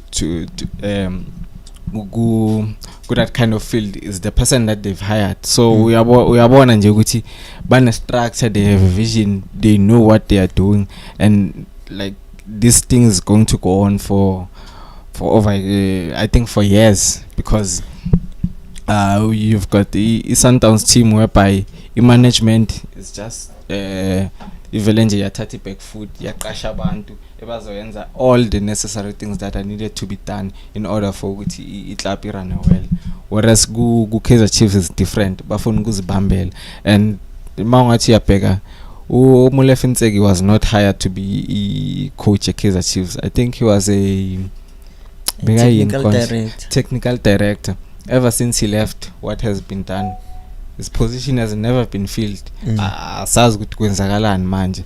So like kuning, that's why I think ukuthi even inkinga ayicala from le management ayicala in the field of play. If management nabo mabangaziqoqa kahle bazilungise, then we might go back to our glory days again.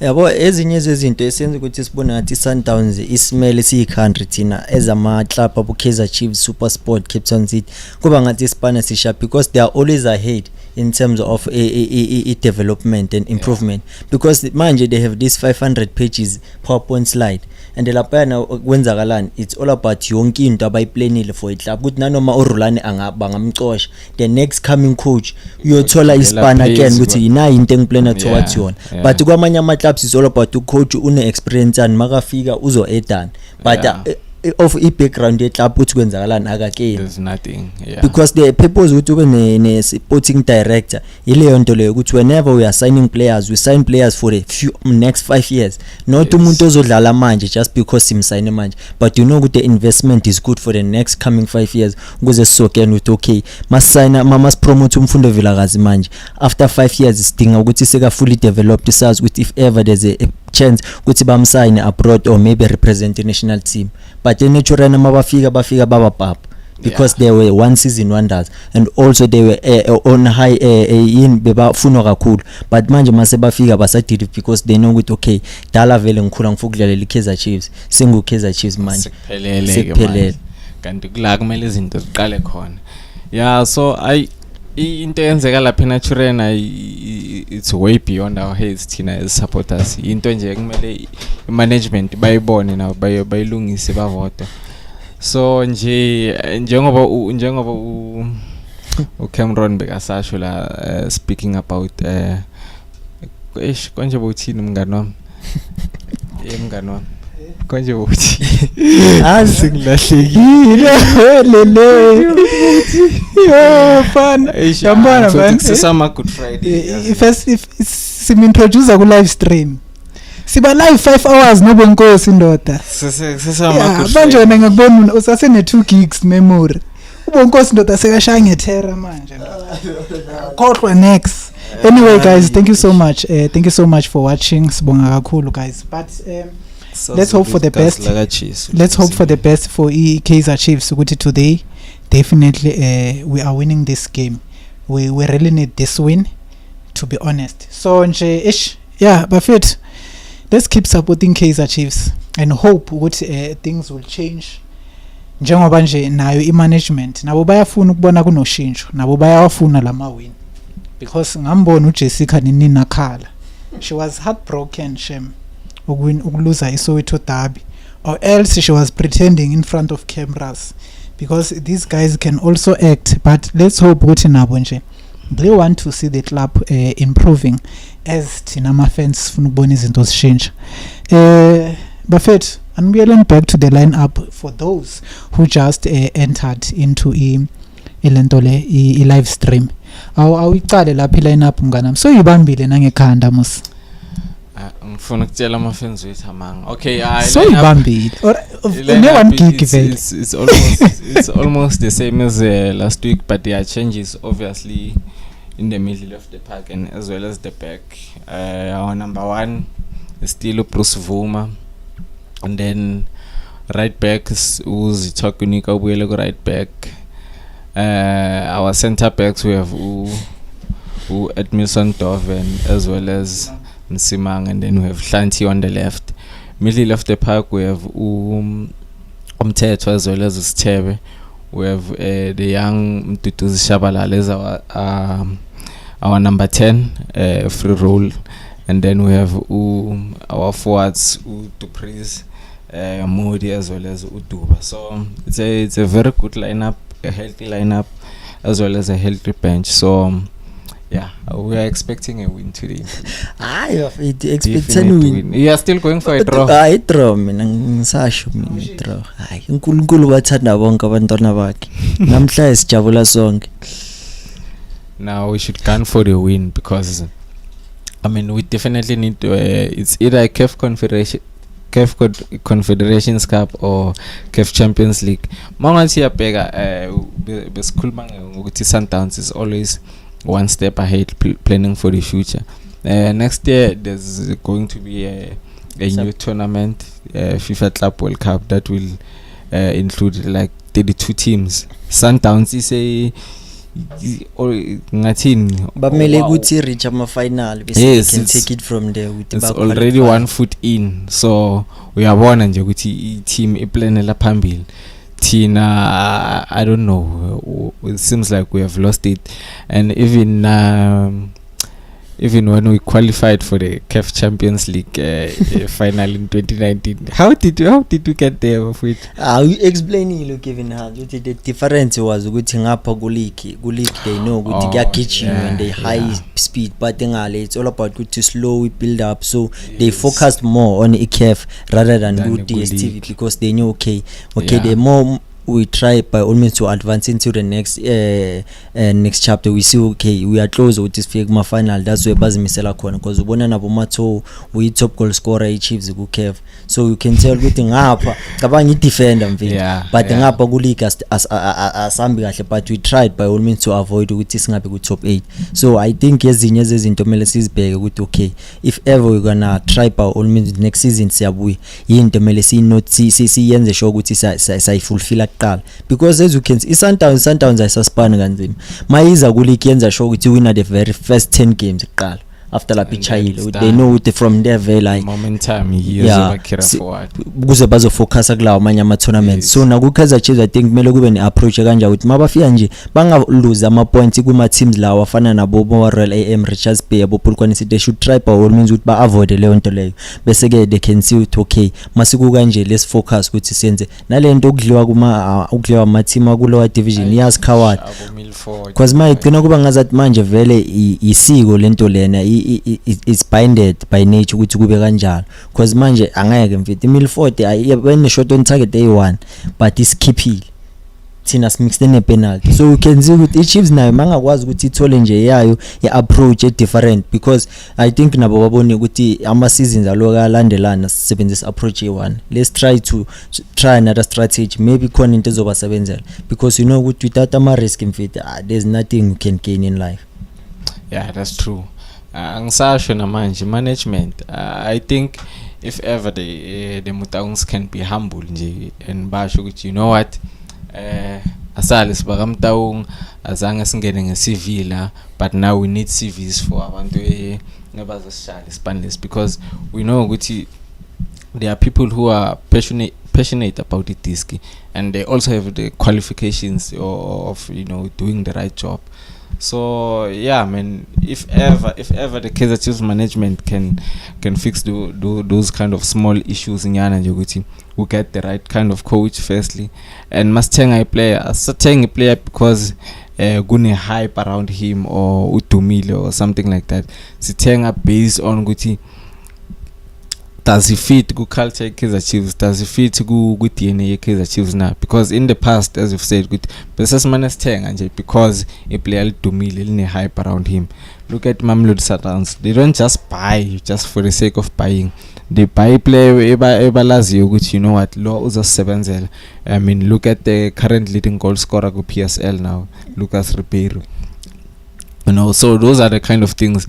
Not so long ago, besizwa ukuthi bafuna ukuthenga uLars Velveek, but they didn't go for him. Why? Because bathe mababheke profile yakhe, iSundowns is a team that likes to defend from the front, so they need players a presser from the front, and they took a look at Lars Velveek and they realized that he's not that kind of a striker as to press.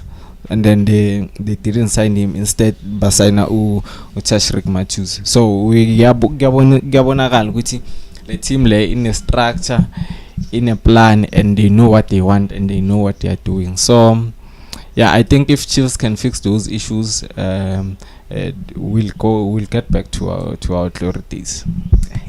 Kaizer namhlanje peace. Yo yeah, mina sithola ama substitutions la. Hayi bafethu siyawadinga ama changes. I don't know. Hayi peace ndoda. Ngathi nawo ufana noDoli. Yazi uhlezi upeace. Hey uDoli akekho fit. Uhlulwa 90 minutes. Nawo umuntu akekho fit namhlanje. 100% fit baba. Ngiyakutshela ngisho sibuya ku Good Friday. Asidingi debt. Sesene asidingi debt. Sesenelo. General Tata zonke. Angisho bengiphuza amanzi bengiphuza igazi lika Jesu. Bophuza igazi. Revolve sang renew. But I bophuza igazi laka Jesu. Yeah. Yeah, ne. But anyway, guys, thank you so much for watching. Don't forget to subscribe to the channel Lapo, and also subscribe to the channel and like the live stream. I can highly appreciate, because into ezoyenza ukuthi the live stream ivezwe ebantwini abaningi, sibe baningi into the live stream njengoba sihlanganiswe imatch yayo ke iKaizer Chiefs. Mina bafethu, I'm not negative today. I see Kaizer Chiefs winning the game. Ngiyibonela 1-0 omnandi. You know, we have a breadwinner. U-Dstv Premiership uvukile emacandeni ndoda, uvukile kubafileyo. So nje you can see ukuthi no, u-Dstv Premiership uyu umuntu osinika that thing currently. So mnganami, ubona kora uthi kuyakora wena? Yeah, definitely. 2-0. I-Chiefs wina nga 2-0. 2-0. And then I see us winning this game. Asabonanga le lineup i Cape Town City. But I definitely see us winning this game today. So ubani ukora le 2 goals? Obviously, Dstv Premiership is high on confidence after scoring a praise with Derby, even though we lost. But Dstv Premiership will get his goal, and another goal will come from the bench. From the bench? Yeah. Because bench yaphila. Yeah, because we have Uranga Chivaviro. We have Usaile. So njengoba sibona a young player into the starting 11 who is uWandile Duba, definitely they won't play him the whole 90 minutes. Kahle kahle nje uDuba expect ukumbona second half. Mina I thought ukuthi Uranga or Usaile is the only player esizombona into the starting 11. But anyway, let's see ukuthi coach Kevin Johnson athina ama plans wakhe about the whole thing. But it's a beautiful lineup. Siyabona nje i-mixture. Welcome back to Siyathemba Sithebe after a while. Something against Mamelodi Sundowns.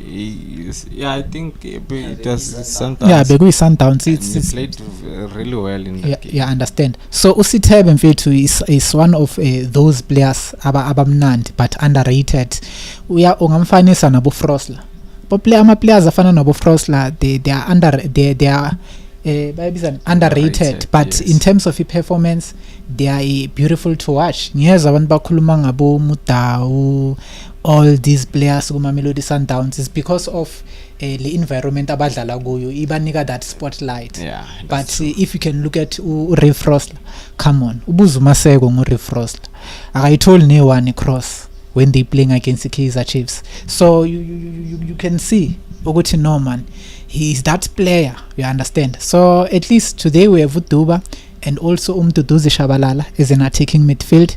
Ngifuna ukubona umfana za expressa today abe lento le ayiyo, because the main thing yenza ukuthi Kaizer Chiefs ife is because slahla amasiko man, South African football. Yeah. Orlando Pirates they still have this thing. Yeah. By replacer ke badlala ngama players afana nabo Rakhale, ma players afana nabo Qalinge. So they replace all these players. Manje uyabona kunabo Mashanganye, uyabona kunabo Kenvidi. So they know ukuthi badinga what type of players into the club, because they still have this culture, this South African culture. Engizonda ngeMamelodi Sundowns, they are dominating, they are doing very well, but they have destroyed the South African culture. What do you mean they've destroyed the South African culture? Urulani mfethu uya-complain i-player malishaye tsamaya. Urulani uya-complain i-player malize express. Ufuna this serious football ngathi manje sesidlalela i-Hollywood bet. Yeah, well, come on, there are trends. There's nothing wrong with ukushaye tsamaya and everything, but mfethu angeke ngithi ngishaye tsamaya kunama players wama-2 are in the open. You know, so I think for the Sundowns, their football has been revolved around Shushan and piano. Siyazi kanjalo Sundowns, and I think Urulani uvelenji wa emphasize more on the fact that we have to keep the ball more to ourselves. If sec defender a ball, and when we attack, well, obviously we attack with the ball.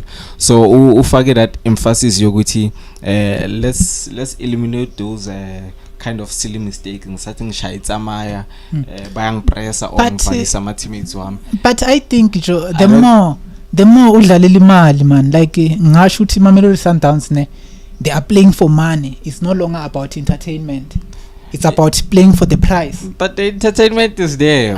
Joe. I mean, you have players like Abu Themba Zwane, you have Abu Sipho Mbule, you have Abu Joe. Mayema. Yeah, bakhona but Joe. Because go abukeli Pirates. The difference between ubheki Pirates my lead. Masekusele ma 15 minutes. Yes. Uzobona. That's the football we need. Come on. The difference between Pirates and Sundowns is that Sundowns never had those kind of players. Well, they did before with the likes of Zayn Musa and all the others, but strength sabo was not that. Strength sabo was with bazokuncinca ball. Still remember basishanga 45 passes. Yeah, that's why ngisho no one dribbled kulawo passes. That's why ngisho ukuthi the way badlala ngakhona it is winning, it is nice, and it's still the South African way. Nina manje senifuna lo shukela lobo skarango bese ukuthi naku ke manje that's how we play football. Counter attack althatha shay 360 kune counter attack. That's how we play. That's how we play football.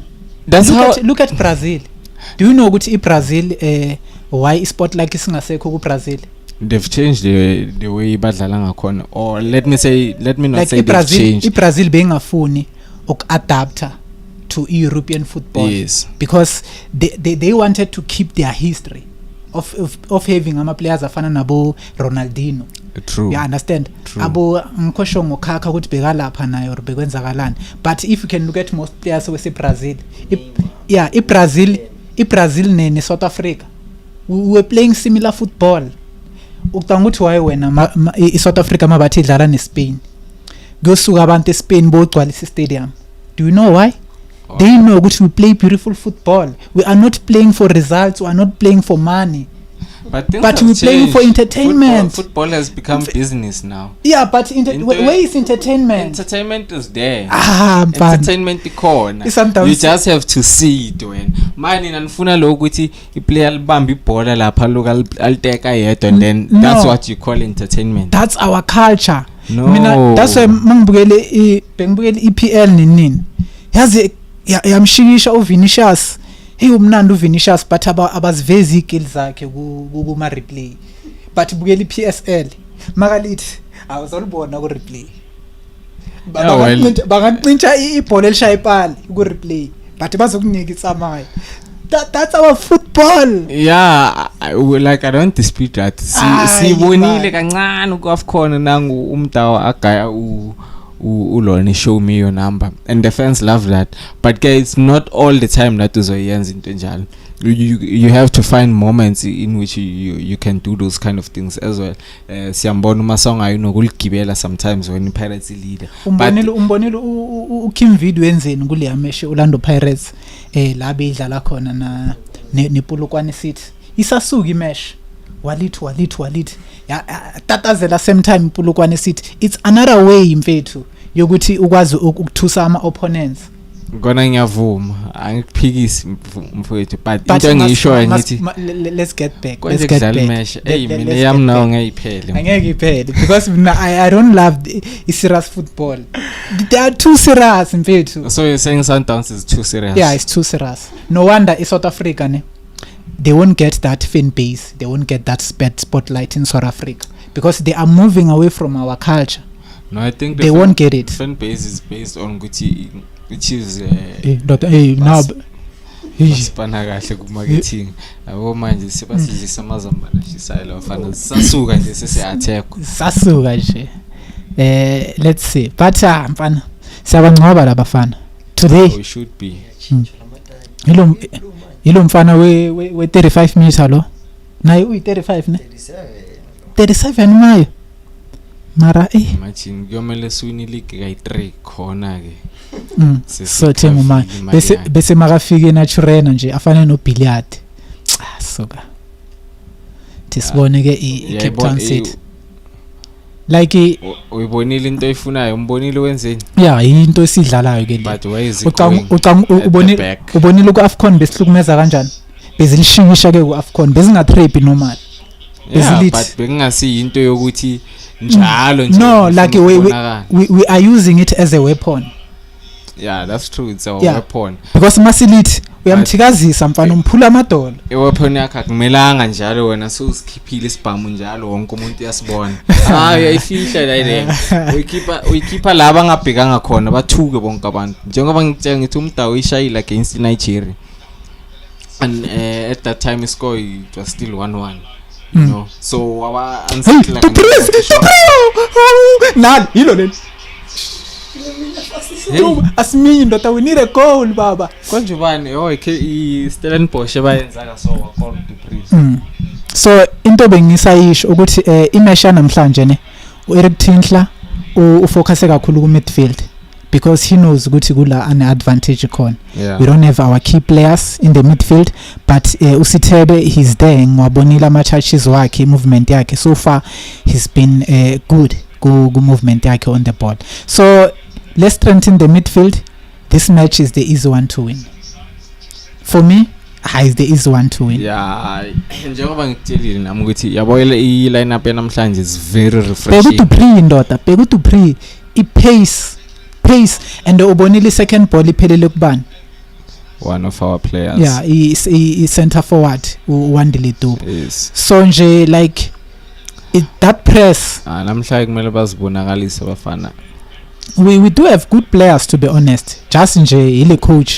esinganayo batatazela we do have quality mfana wa Madreds komuza uSpokage athi laba bafana ba Madreds man unangakhe ba mfethu I know Spokage time alambe lishawa Spokage njalo ngisakula belishawa Spokage ushonile Spokage ne I think into za 2 years back or 1 year back but into yamanje and come on izar kuluma kama ancestor umdala manje mara Spokage mfethu unaleza 3 years ashonile is it into yamanje akusinto yakudala ngiyazazi ingoma zakhe but angimazi kangako nje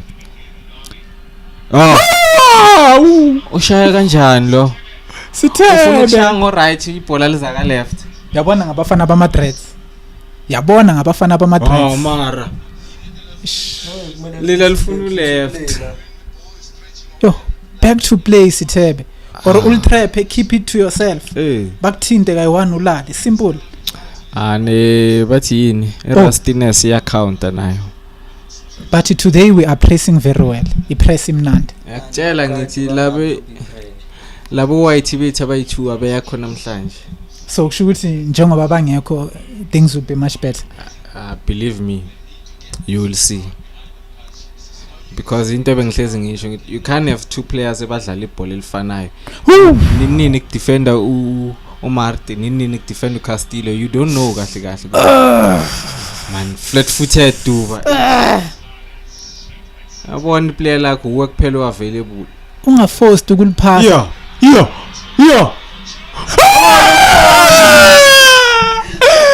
lo mfana wangazitheli ngamanzi kanti umfana usabani ejoba mphasile jo onside zithele ngamanzi lapha okay bheka beside ukuthela ngamanzi place the target hard and low nayo uyenze lento yakaSithebe ufuna ukulishaya ngo right and eliza ngaku left ball mfana hard and low sesimixed the 2 and ngayenzeka yokugcina le 2 when last did you see Mart playing a pass like that straight to the striker facing keeper madoda ngathi uJohnson ufuna umsebenzi ke manje khona le ubani khuphile ele relax bheka mfana bheka uDupree ulithathe inyaweni zabo batatazela bheka bayatatazela they can't keep it no khona salayo siyapressa but basalidlala ubonile ngitho ubani i-player of the season Dove mfana bafana ba Madreds suka bheka le gang ya Madreds wena uzobona nje what about uMahlatsi or is it the fact ukuthi vela zangalungi uMahlatsi jo he was not given that opportunity lo Gonzalez omnandi ke lo basipho wrong kahle besithi sinalo kahle sibone sekafika let's go mara le short pass le nje kwenzakalani ke manje? Come on bafana man. Yeah, Balahlile. Let's go. Nike. No, don't release it so quick, Mshaba. Because asifuna umuntu abanga release quick ibhola, especially mangabe u free zone. Mose afini yakho likhipha ibhola. No. Mose afini yakho likhipha ibhola. Sure. Uyalikhipha we go forward. Because buka baspress fast and bapress yena ngakal release. Ubapala bukwala man. Konje formatini kodwa Amzangu uDovu uthini? Uthe akafuni kwazi ukuthi iformatini le. He will do his best. Like let's keep the ball because sometimes akusiza ukurelease ibhola for ukuthi uphume einkingeni. Like mele sibe nawo ama play scanner ukuthi lo akalose. This is what I want. Hamba ke Hlanti. Hamba Hlanti man. Same time. Ooh. How to prevail akusumuntu I don't remember him deliver a cross to a goal. Ayashisa imesh. bangaqedi energy abafana. Energy. Yophela besitafu kodwa mhlanje bazibamba amadolo. Ikhala lokukhala. Let's see. Cool man. That's okay. But let's keep the ball. How? Same time, befuna same time layer man.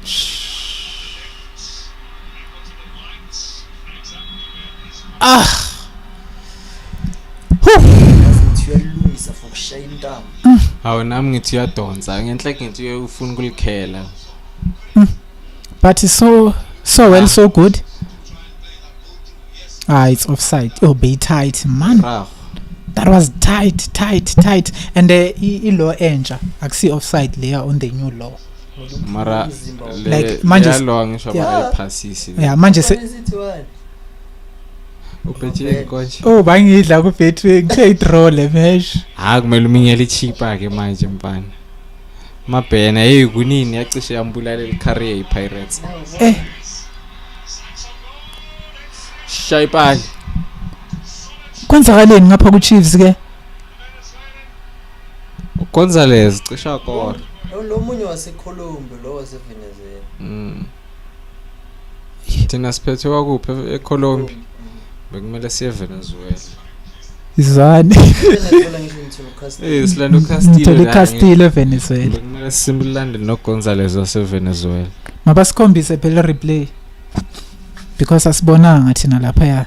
Njengobona sibukela nje ku plasma. Phumile Cape Town City ngamapass. Amachopi wabo la yabona bashaya ama split passes. Bukuhlanti uyamiyeka nje adlule phambi kwakhe. Hale out idonsile. Safe. Lucas bamkore kanje Oh Shayipali. Yabo futhi bekaviyo kudala ngaphandle.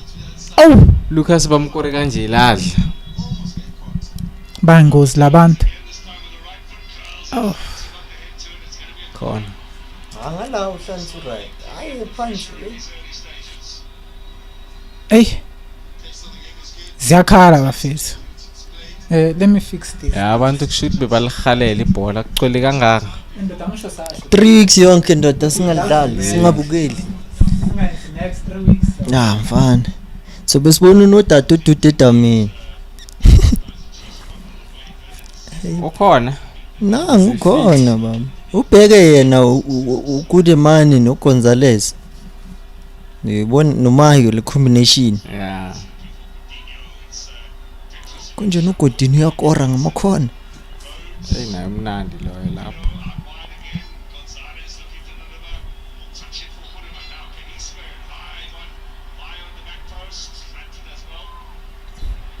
Hambile Dupris. Pass wrong. Mina ngithi yobashizi ubafaka eboxini. Offside njani? Uphi Hlanti? Back ku right back. Madala wethu. Buka mfethu uyawalk. Come on. Buku ya back side lakhe exposed kangakanani. Ito shares ga small. Yale hate and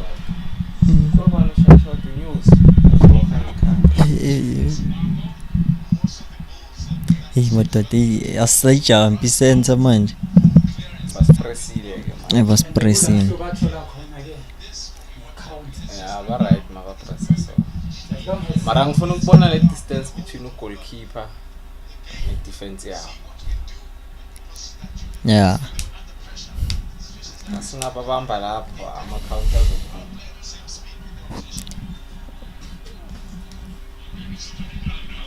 Siyabuya mama Mike. Hayi.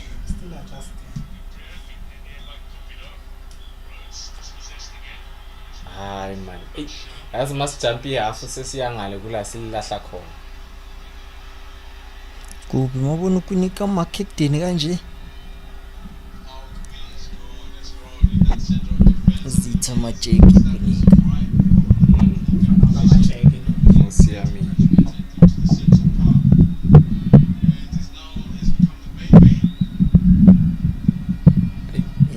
Passes way to Joe.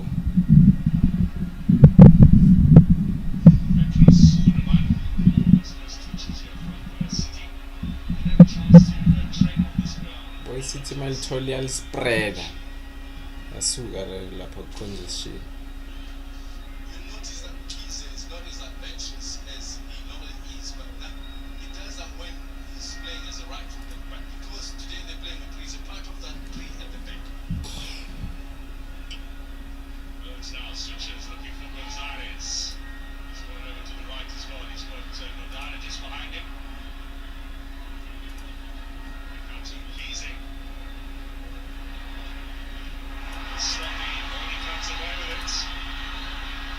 The spread. That's late.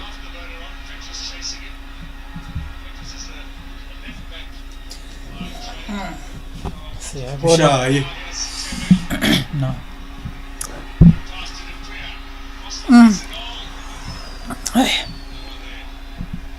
Udipre uphasa lokhu ama izinto esizibona ezicedelela bohalana. Kahle ndayide ngisho. Akashaya ama cutback. Nene nje uyoshaya i-tap in.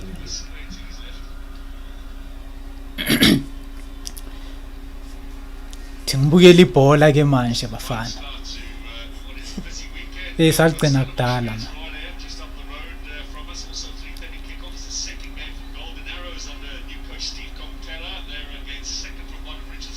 Late.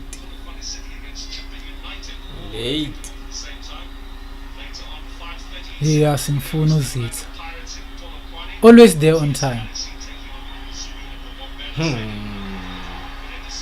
GTZ. Sele kancane lapha ukuthi limdlule lo msimango. Ayibona wasiphefumulisa. Ayagijima. Abo mawaspress until yafinithu kanje ba right. So funa nje ipass ye1 ezothola iduprise kumodi. And lo uthanda ukukhathela phakathi kumele bampress. Fanarden man. Fanarden. Why bamdlalisa right back vele? Ay madoda. Wagcwala namabhola wabo. Short passes.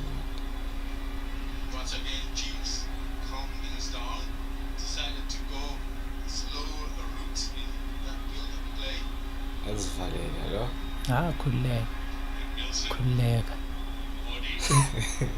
Udove nje una uma uHlanti jo ish. uHlanti man mela asebenzise experience ngoba uyabona ukuthi umoya akasanawo. Mela calculate i-movement yakhe again ukuthi when I move from here to here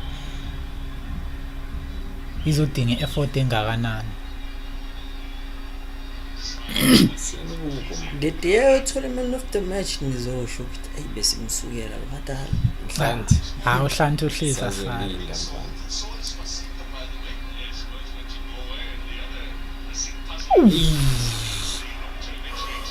Yabona abafana bamakhaladi bazongisola mina. Kodwa ngiyakutshela. Ubonile ungene kanjani? Tu free. Ya pressa ndoda namhlanje. Phasana yazi. Ha uyenzani manje umdu? Don't. Mara umdu angadlali kanjena. Hamba mdu. You right. iyaza ngisho Lo. ngedelivery le emnandi Lo godi kumele athole yellow card zisasuka nje. Mara umfana bekumela ahambile. Bekahambile mara jonge kubambe kanje uyapi. Eish. Kanje awuyindawo futhi mfishane nomfana lo. Samela lwele ukuthi angene phambi kwakhe. Hey. Uthi sibone ke ukuthi ubani ungayishaya ngeheader lento. Uphi umsimango, uphi uDovu. Bayithu abantu abangashaya iheader, umsimango noDovu. Nashandi. ayomshape alini leli Angeke. Sekhona. Awunikele mouse yami nje.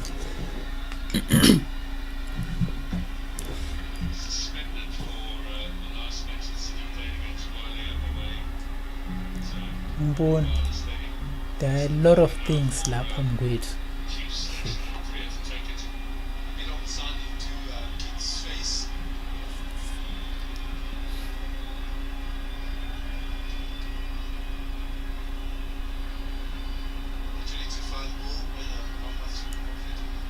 Phela ngithe iChiefs ziyawina. it does make sense Mara ushaya kanjani?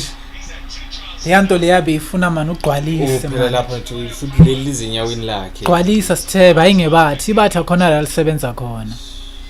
Ish bheka jo. Bheka. He was not ready. Boneliza from Lee. Ish lento lebe ifuna so man. Yeah, my laces. Make sure ukuthi you chest out. Yo, second league appearance. Wagcina nge-Sundowns vele. Yeah. Nigga goalkeeper. How? Oh, offside. Mbonile. He fouled. Because upushile. Offside. Ngobe bamphasa ukuya khona.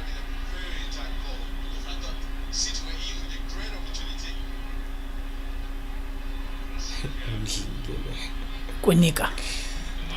Kwenika mfana idefend. Bete beyishaya ibhathi bekubani Khotso Moleko. Ali yabe ingaphuli out kumathekeni. Kuzakalana at our time. Oh. Our time is accurate. I like it. semiva kwamasekela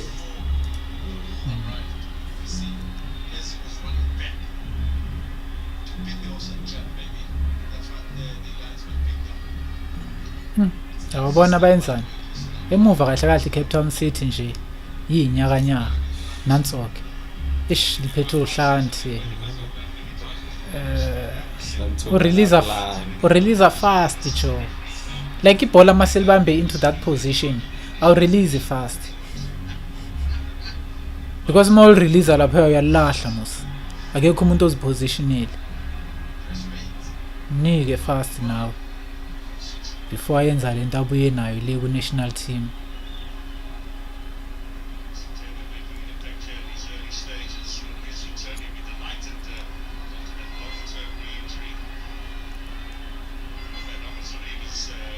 Sithebe sondela musi yakuvalelekile.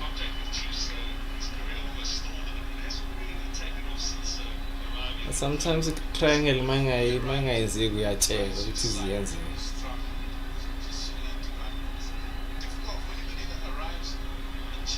uyashaya manje sesishini umuntu yodwa Dlalele. Gijima bheke phansi umuntu. Lapha bekunganamuntu ovulile. Nangu umuntu ekumele alibambe.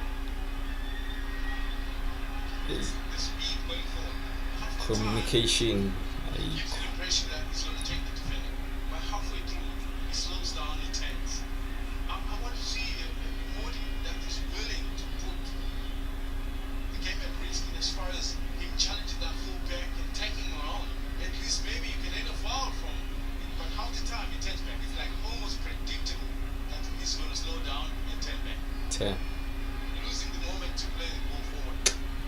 Chiang is. Sajwayele ukurasa ndoda egroundini thina abanye. First touch mfana. Mara kuyalwela lokudu. Bahle benidlala nonke bafana. idlalile nogodino la alifika manje Kodino konje. godino bekaba yi-victim karagala Cause ngikhumbula kusesenabo compare uDubo besingakamazi. La solithola. Yo, Anti. hlanze ufana nohlatshwako ke ku-Pirates hayi igoli aphasela khona kule adabi leyaza unathunile ayakhala amabhabha aceda ukufika idula ishayibrace Notinkla naye ngecoach Chiefs. Notinkla ngecoach Chiefs. well maze ukuthi ayimara ngeke i-committee ku-committees Committees. Bamthenga nje ukhiphe ku-contract.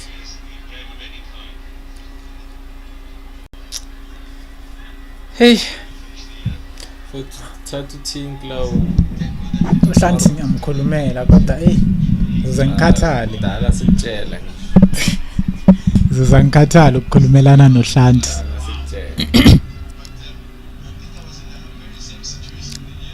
Thina ufuna ukubreak i-record nge-Kaizer Chiefs.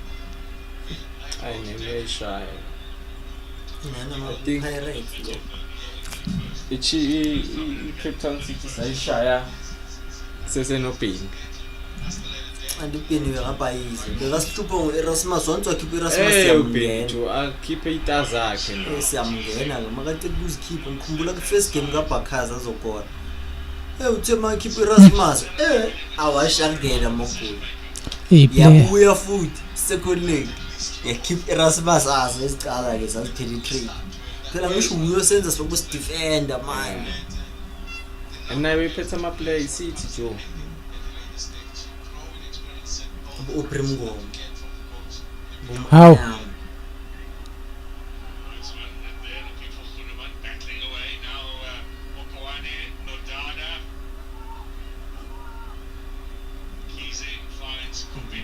Ala kuyagijinywa la. Mfana lo. Nethi phaseka shabala. Mdundo. ngamaka namhlanje Phasi yakhe umfana man. ngiyabona lokho ziyophefoma namhlanje mara next match bayazi ziyabuya Bayabuya abanye. ziyabuya imiguli ukuthi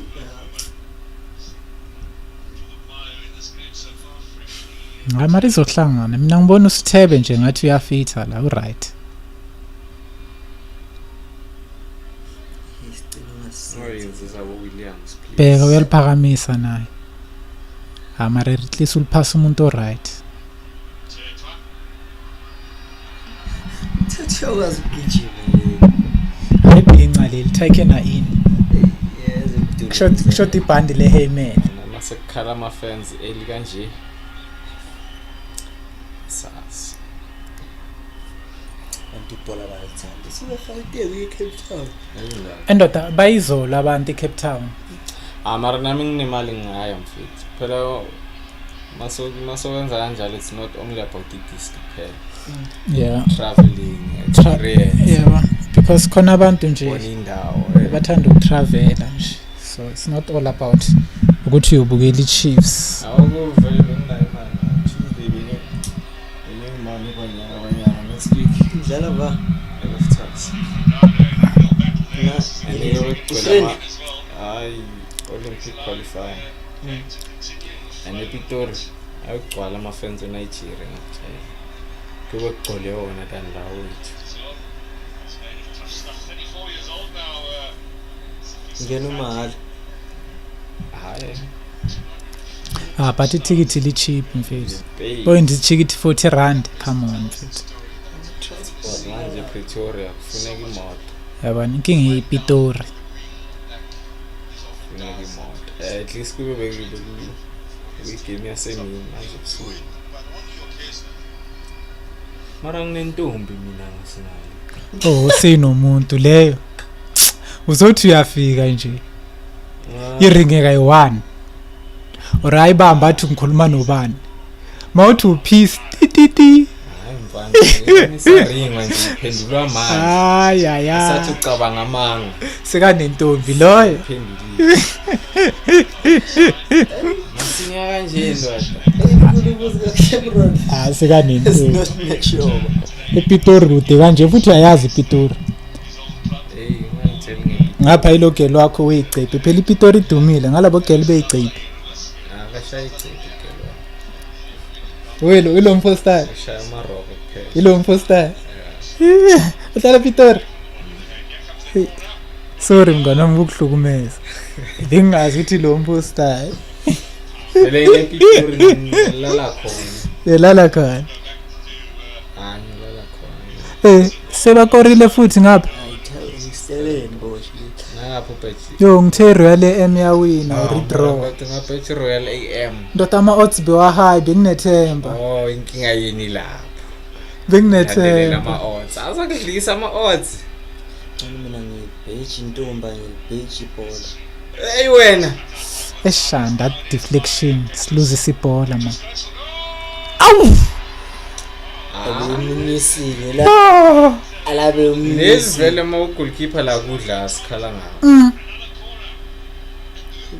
Ondeqisha waphuma epalini. Ndovava sakhala. Bheka ndoda imshayi kuphi le ndoda. Emara ngidubulile lapho. Ile yo. Straight bonile chest out mngani wami. Hayi don't. Bathi nishuthe so boy. Chest out.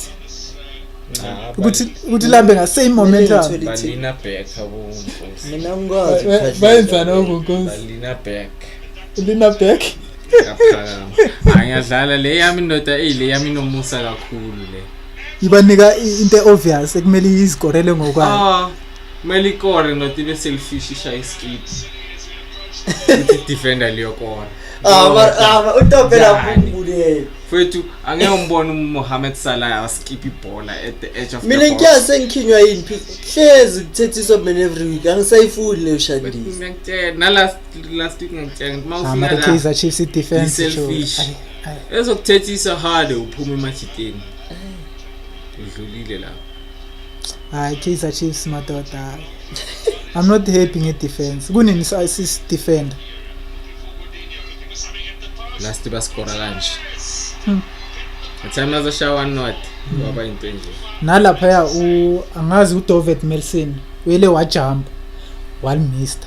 Thatholwa ilise move. Manje. Siluzile futhi. Yebo labafana ngathi baqale kahle manje kwenzakalani? Tshela ngathi absorb pressure laba nini niyobhoma. Unike phakathi. Hawu uyalahla musika. Ngizolithola musika. Dupriz. Awukodina kunabantu bafethu angeke. Asala uDupriz yakijima mara. Udlala ngale cox lakhe lephuma le. Shanti. Ngo. No, relax. Alright Shanti maka observe. Mafenza yakhala uyaweza. Cross mfana sibanga ke boxing. Cabanga khethe umuntu onga. Umuntu mayisekafuna ukusikhahlela ama mic manje. Ufuna ukukora thina manje abafana bafuna ukukora.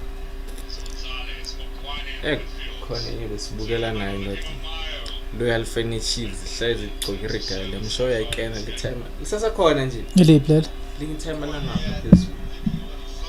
Simbola stratless. Stratsakalazayo. Khona lingi time elompili njalo choose mayidlala igcoka iregale echi. Ngisayikhumbula. Nabeka idrink phambi kwakhe lo.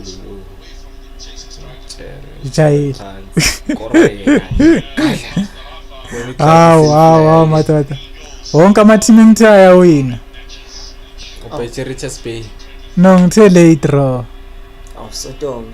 Naye ingakole. And ngicabangile ngathi mara uceda ukufika ukompela lapha yana. Ngaphinda ngathi Ukompela udlala ama friend wona oyi3 ndoda wona bawucabangile. Ende kulokukora yena usibiya kanje. Hayi Cameron ubheka ama odds. No ngibheka ngama odds. Into engicabangile ngibheka iRichards Bay isimo sayo. Ukuthi Richards Bay yastruggle.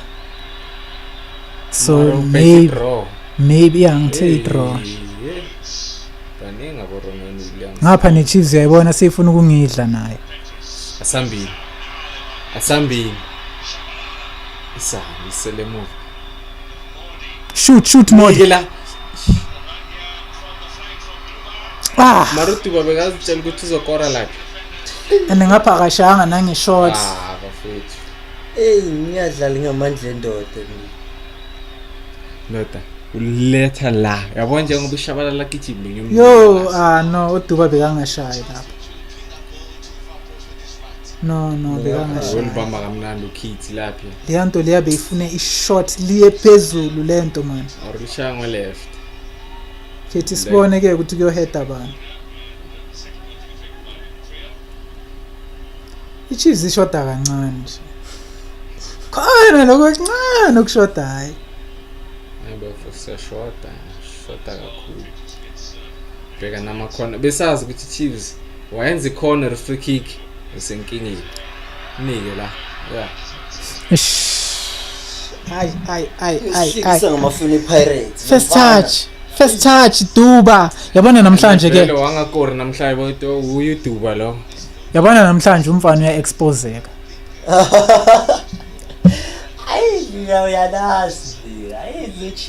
she's not ready. She's not ready for promotion this one. Mfowethu kusesenabo mahopa esquadini. Right lo mfana. She's not ready. Mahopa. Yabo ukuthi lo bamphase njani? Simbe kumele thina asikwazi ukushaya ama split passes. Ma passes wethu awapi. Kube velele umuntu vele walibeka kulobe kahambile shabala.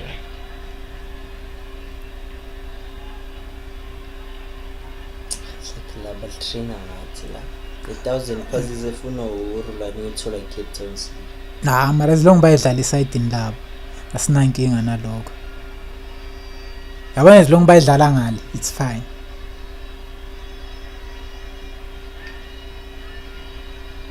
bonile uDJ Sibuye ensini nami ngicabanga yena manje ngibona usona angisho bekahleza motivate abantu usibu right yabona be that entrepreneur sekaqashiwe manje ubonile uqashwe njani ku 2000 yes independent contractor mara independent yabona mara yenze kanje usaspanile hayi ukuthi bayak-owna no uyazenzela yini imali kufana no Robert Marawi yebo le show yakhe leyo makayeka lapho uyeka ne show yakhe ozayo uyoza neyakhe show angeke ayibize mhlambe Cameron Sports worldwide or njani uqalela phansi kahle the only place to praise that we have huyu umuntu ofake effort kakhulu umuntu namhlanje sitheba ukhathele manje bomile thina bekumele sibe nama player a trainer njengabo Khuna akafuni kwazi ukuthi ususpended kwenzakalani yajima liyandoda every day bese lamabhinqa lawa uthi scope ashiyene bani manje ibhinqa mfethu lidlala phezulu kwetafula kwamayimaya so sibeka shul rato shabangata after gym sescope sama players wethu manje referee siyo akusiyo amara belimshile nalo man kuyafana lo Rose yadlala ne yadlala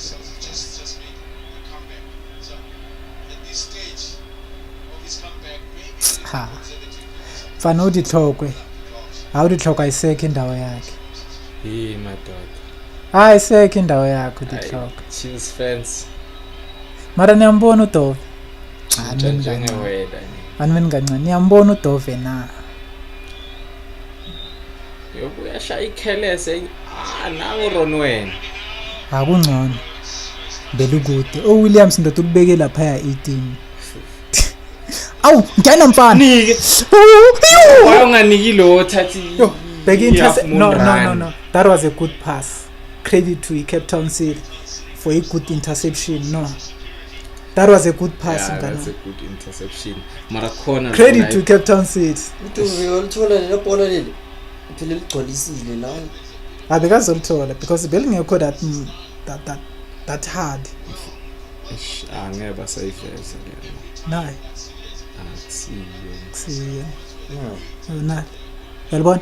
Futhi nasi space kodwa la. But still bekana two options. It's either le or le. Kubabonile ukuthi izolongiphase njani mina. Uyazi ukuthi umgijimi baniki la. Hey nawu ngikhuphile le ayila release le ball enyaweni. Kuthi izokhahlela ngoba isetup back. Sikum left. Hayi foul ngeke ulithathe vele usemuva komuntu. Ngisabona ukuthi kwenzeka. Okube sithole lo ukuthi sithole umdansana. Nanifuna kwasa. Naye bonika yena maseka fada. Naye bonika yena. Maseka expire. Sundowns Arrows ivumelene nokudesign azithengiselani nechize lapho. Mabasinika bona basuke vele sebavuziphelela vele.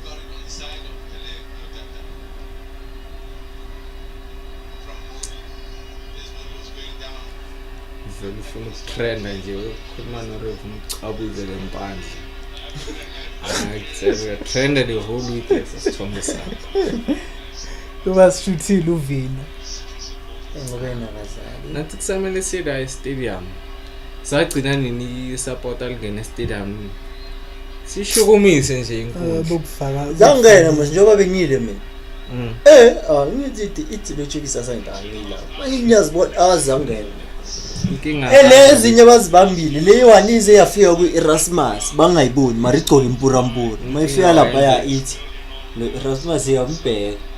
Ikhipha ifoot bayashuta bese Erasmus yayihack bese bayi escort kahle. Alezi yazi escort ngamaboots awalize izichile. Ngobe nebhadi bakuvalela lapha the whole day. Bovalela wena bayenze ngawe example. Futhi bavalela wena ungagangi. Khona le yakhe ngoba bekanye bafana noMorocco. Ale yabashiya ndo yazitripa yona mayiqede ishiya ama security. So sebenze kangaka.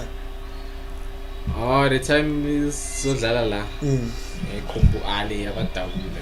Ipeti yazitripa ngidala la. Press man. Ngwangena enye futhi nami hayi. Ngifuna ubona iChiefs second half.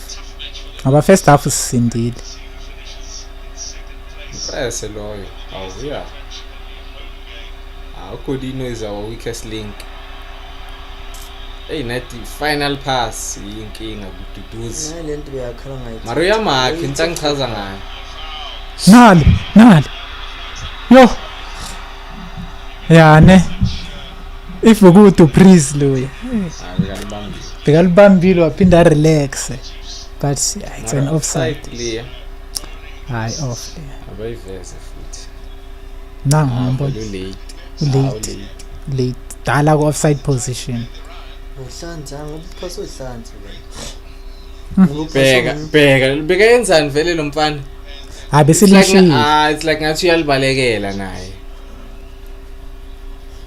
Slosh. Kunde nokugunda.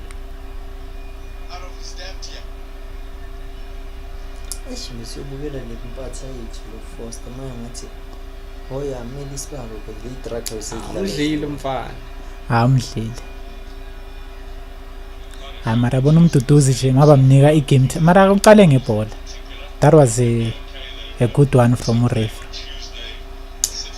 Not Africa ke balijaja leli.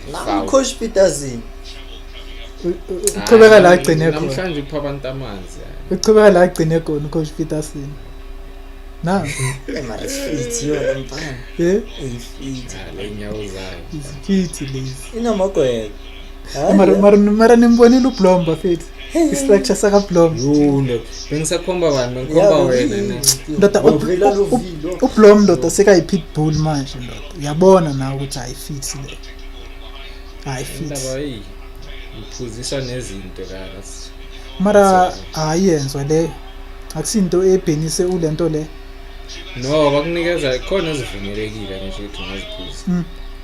Asizo zonke. Hello yibona le bani khona le ku Premier League. Ama supplement. Yo ayabe ingadla liyagijima le kanje. Le odlala na ku Traore. Yo Traore Adama yo. Xola mngani wami. life is yabo yiko ngithi ama-odds must defy the odds baba masiguy royal emama odds abhaya yakhumbula ne-Chiefs idlala ne-Alak final ama-odds wayo angakanani abantu bayibheja ngeke bayikhombe mfana siyi-Chiefs ithini at least ulitholile this time udog Masambeni don't release early uphasana emuva yo ujahile mfana yo first touch Queen ujahile mfana ugijima back to Queen shisha Queen yazi kwabanye ukuze ungamboni ukuthi ufike kanjani abadlali ezedid like that's why uyobonga they are perform phela uQueen kabezi buyi uzirelaxele umbona ngalawo moment straight ngicede cut back mfana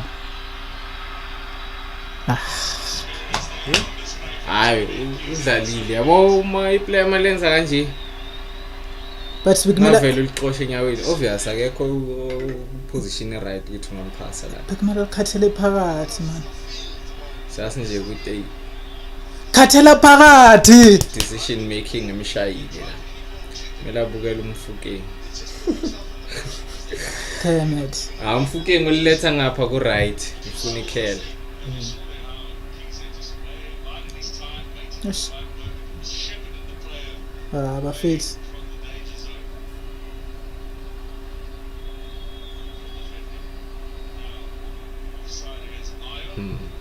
but in midfield yethu I'm impressed nyana today at least ngiyabonakala sinokuyiluza but siphinde sibuye si maintain big up to Sithebe akubonakala nje ukuthi ubuye emakhaya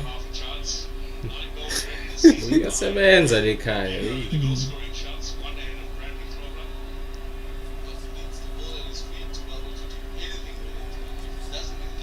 hayi Cape Town City yagijima bafethu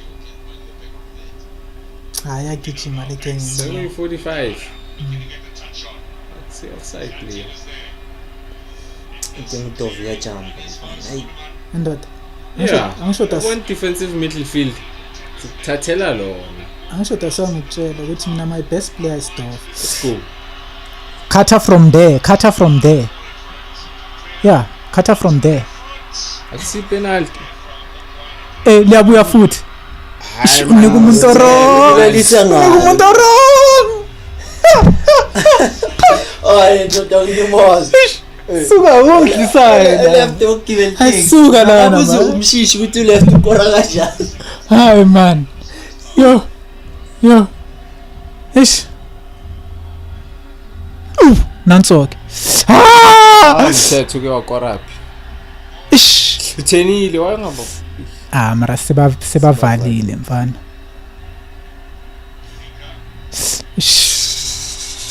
lala zitha man bamshiyile but at least yakhava ngale I like it uthi umsimango well played kumsimango bahlulwe yini kuwe ngedaba because bayenze kanje bonke babaleka well played kumsimango because ubonile uzitha bekagijimela laphi bekagijimela ku center back ngithi yokhava ndoda kasekasele hayi bamshiyile abeyambili zihamba lezi amakhaladi ngekulunge mara uDupreez wakiba zimtholi Dove bebethwe yahle endoda i-bicycle kick bana nje kwenza into ezinecessary i-bicycle kick endoda ushezi kakalto yaclear simple mara pe leba yayijampisa yona non phela lali uyabona wenzeni la belize edolweni lebhola umbonile wenzeni semacede ulikhahlela la phansi wall mixed lapho washaya iscrew uphansi but kumele umake sure as a defender ukuthi mawu last man awugauge ibhola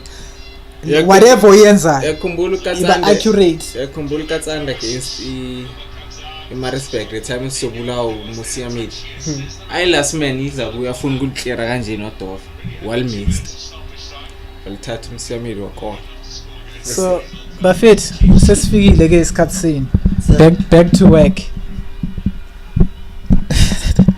nangithi uzothiwa sesifikile isikhathi selunch Ngodini sila.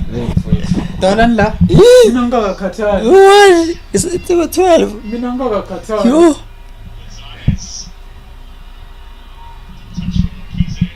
Oh. Qede Mr. Ref. Qede so we are fresh. Yeah, it's giving. So let me just do the intro. Everyone, welcome to K News 24/7. My name is Cameron. I have Ubonkosi, my co-host, and Upis, another co-host. We are watching Kaizer Chiefs game against Cape Town City. It's a halftime njengamanje. Yeah, so far into ngayisho it's a tight match. It's a pit ball fight uyabona nje ikuyaliwa. In midfield kula impi khona because definitely Eric Tendler is a highly experienced coach. Uyazi ukuthi it's a big blow naturena. We don't have ulentole umat, we don't have Castillo, so the target was in midfield ukuthi nje in midfield everything mele sharp. Yangidisturb ngikhuluma ngebases empty ezenzakala ngikhuluma into eserious la. Inkinga yakho manje. Hey madoda, naba abantu bengisachaza bafethu ngizocosha abantu mina. In midfield gula iwoy khona but I'm happy today we have introduced uSiyethemba Sithebe ukwazile ke ukungena ayenza ushintsho. I midfield yethu it is stabilized and also umthethwa uyakwazi ke ukback up. So far we are playing much better. Angibonanga ama mistakes at the back, ama back passes angwabonanga. So far we are much better even na forward siya nga those counter attacks just nje ama first touch camera wrong wandile duba no camera isabalekanga manje because we are sikhuluma sisodwa. So I first touch kuwandile duba it's what is missing and asikho quick especially masiphethe ibhola makumele siphambili sicabanga kancane khona amanye ama situation adinga nje I one touch nje kuphela but we are lacking going forward. Asikakaboni shot at goal ku Kaizer Chiefs, shot at target lo kwenzeke 2 times mayisaqala imesh but now asibonanga next till the first 45 minutes of the game but so far much better from Kaizer Chiefs. Let's give Cape Town City credit. They are much better than us. The way bamove ngakhona on the ball they are quick but still abakakhona ukuthola igoal. Ngabona one shot at goal la bashaye khona ipali. That was an incredible shot from Cape Town City. So far they are playing very well. If asikho aware we are going to lose this game because yibo manje nje abayiphethe lento. So sometimes thina sishesha silose ibhola asikwazi ukuliprotector sishesha sirelease every time a midfielders wethu akekho umuntu ofuna ukuthatha that responsibility to hold the ball abone ukuthi uyishintsha kanjani igame.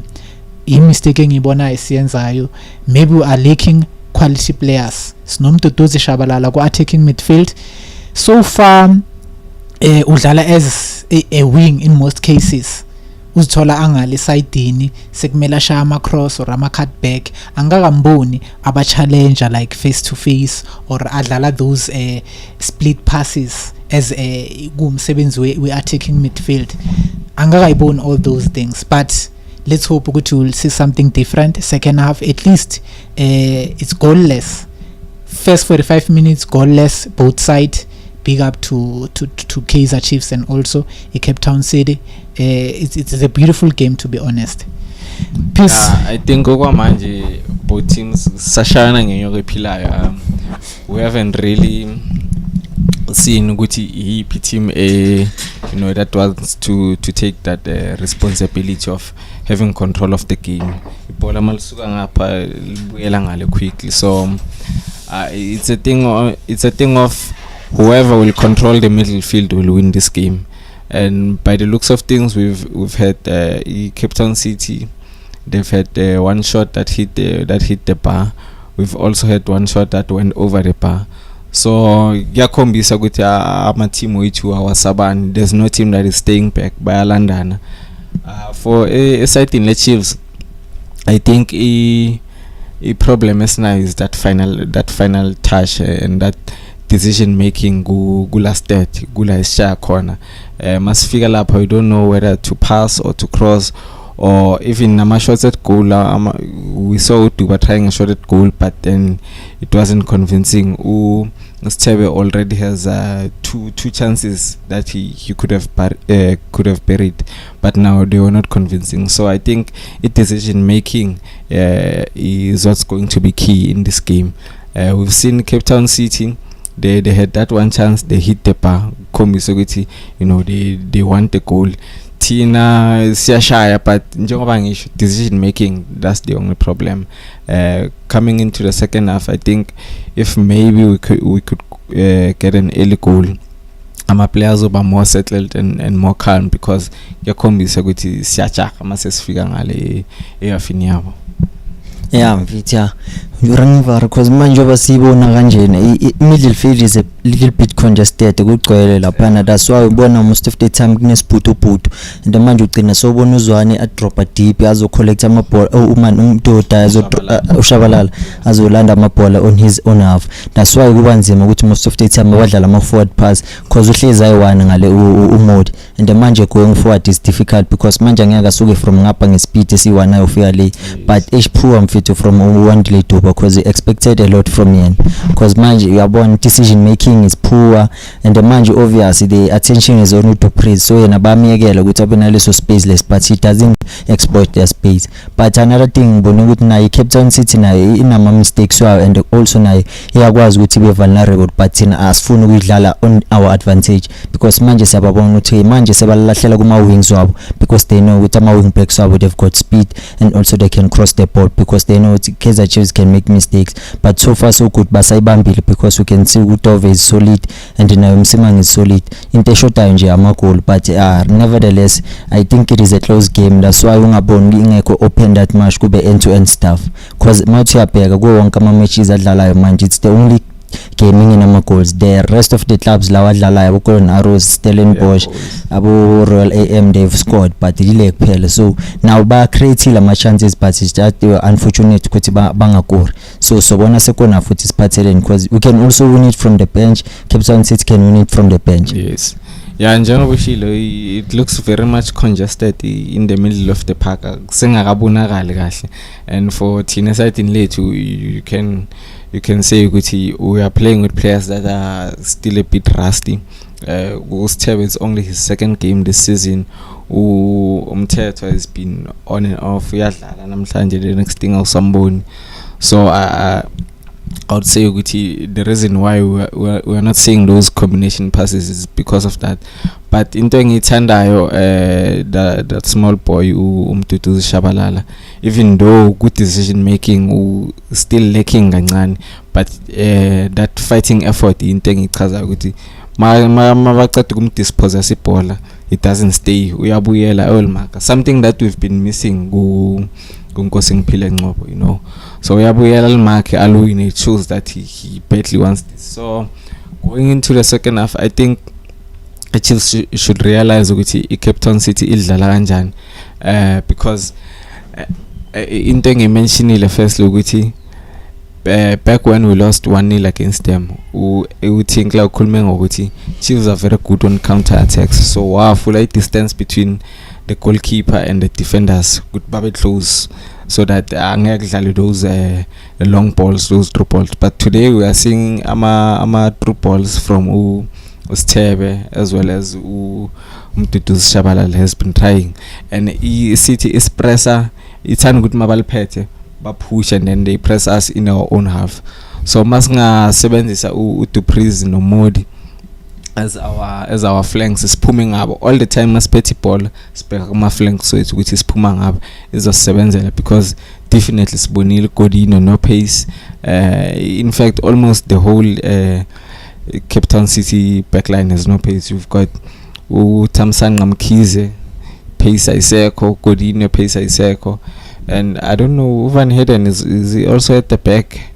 I didn't really see line up here Cape Town City, but if we can use ama flanks way to which is Dupreez and Umodi, definitely we might find a goal in the second half. Yeah, mfethu kona ngivumelana nawe cause njengoba sisiyibonile vele we can see ukuthi yeah imasayidini abekho mnandi ngepace but nathi masilibamba sifana nabo asina plan cause when we are going forward asine intention ukuthi sifuna ukuyokora masifika phambili decision making yasibulala ne composure yikho because Stable already would have had an assistant goal but izinto azambanga ngendlela as you can say mfethu ukuthi uGodino vele iphisa yikho we just need ukuthi leyo true ball leyo1 we know uDuprize has got speed but so far nabo banale intelligence ukuthi bayamnika leso space but they also intercept those balls so it is not that easy ukuthi kube ukuthi bakwazi ukuthi bathole leso space leso ukuthi bangakwazi ukuthi bas exploit but na Cape Town City na ina moments up because as I've said before the match ukuthi bazama ukunstretch amaqeda lapho kena balifaka phakathi nendawo because they know ukuthi lapha yana obvious they will get second balls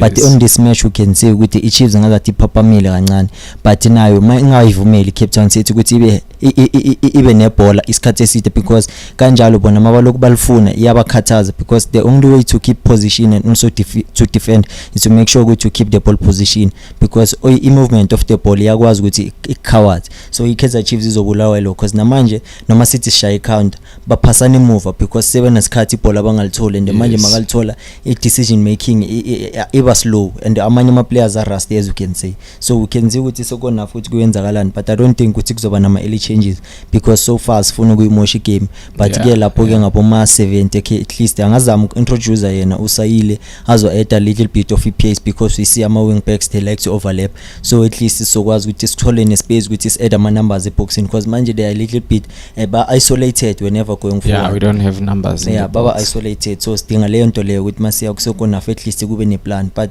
yeah, so far singasho ukuthi I defense is solid. Midfield ayikaka jelly that much, but at least we can see the team sokuthi uSithebe ngasigayani whenever he's fully fit and also injury free. So sobona ngaloko nomthetho has been doing his business quite silently well. So sobona ngaye umuntu udayi ukuthi sokona for siphatheleni but ngiyayithanda indlela as apply ngayo namhlanje shows that hunger which is been a while angadlali so uyalose ibhola aphinda limakhe futhi which is a good sign njengoba bokusho ukuthi between yena noNgcobo that's the difference uNgcobo angeke umthole shama tackles kanjena for ukuthi at dispose some opponent no I don't remember him vela so into nje mele siyibone sokona futhi okay ke manje the ball is in our hands ukuthi sibheke ukuthi kahle kahle manje si apply kanjani pressure because I think masaqala first half we putting them under pressure and they've already made ukuthi kube lula ukuthi bakwazi uabsorb leya pressure bese ke beza kithi because we saw with ama passes they have more passes more than us so it tells you ukuthi okay they were starting to gain confidence babuye game in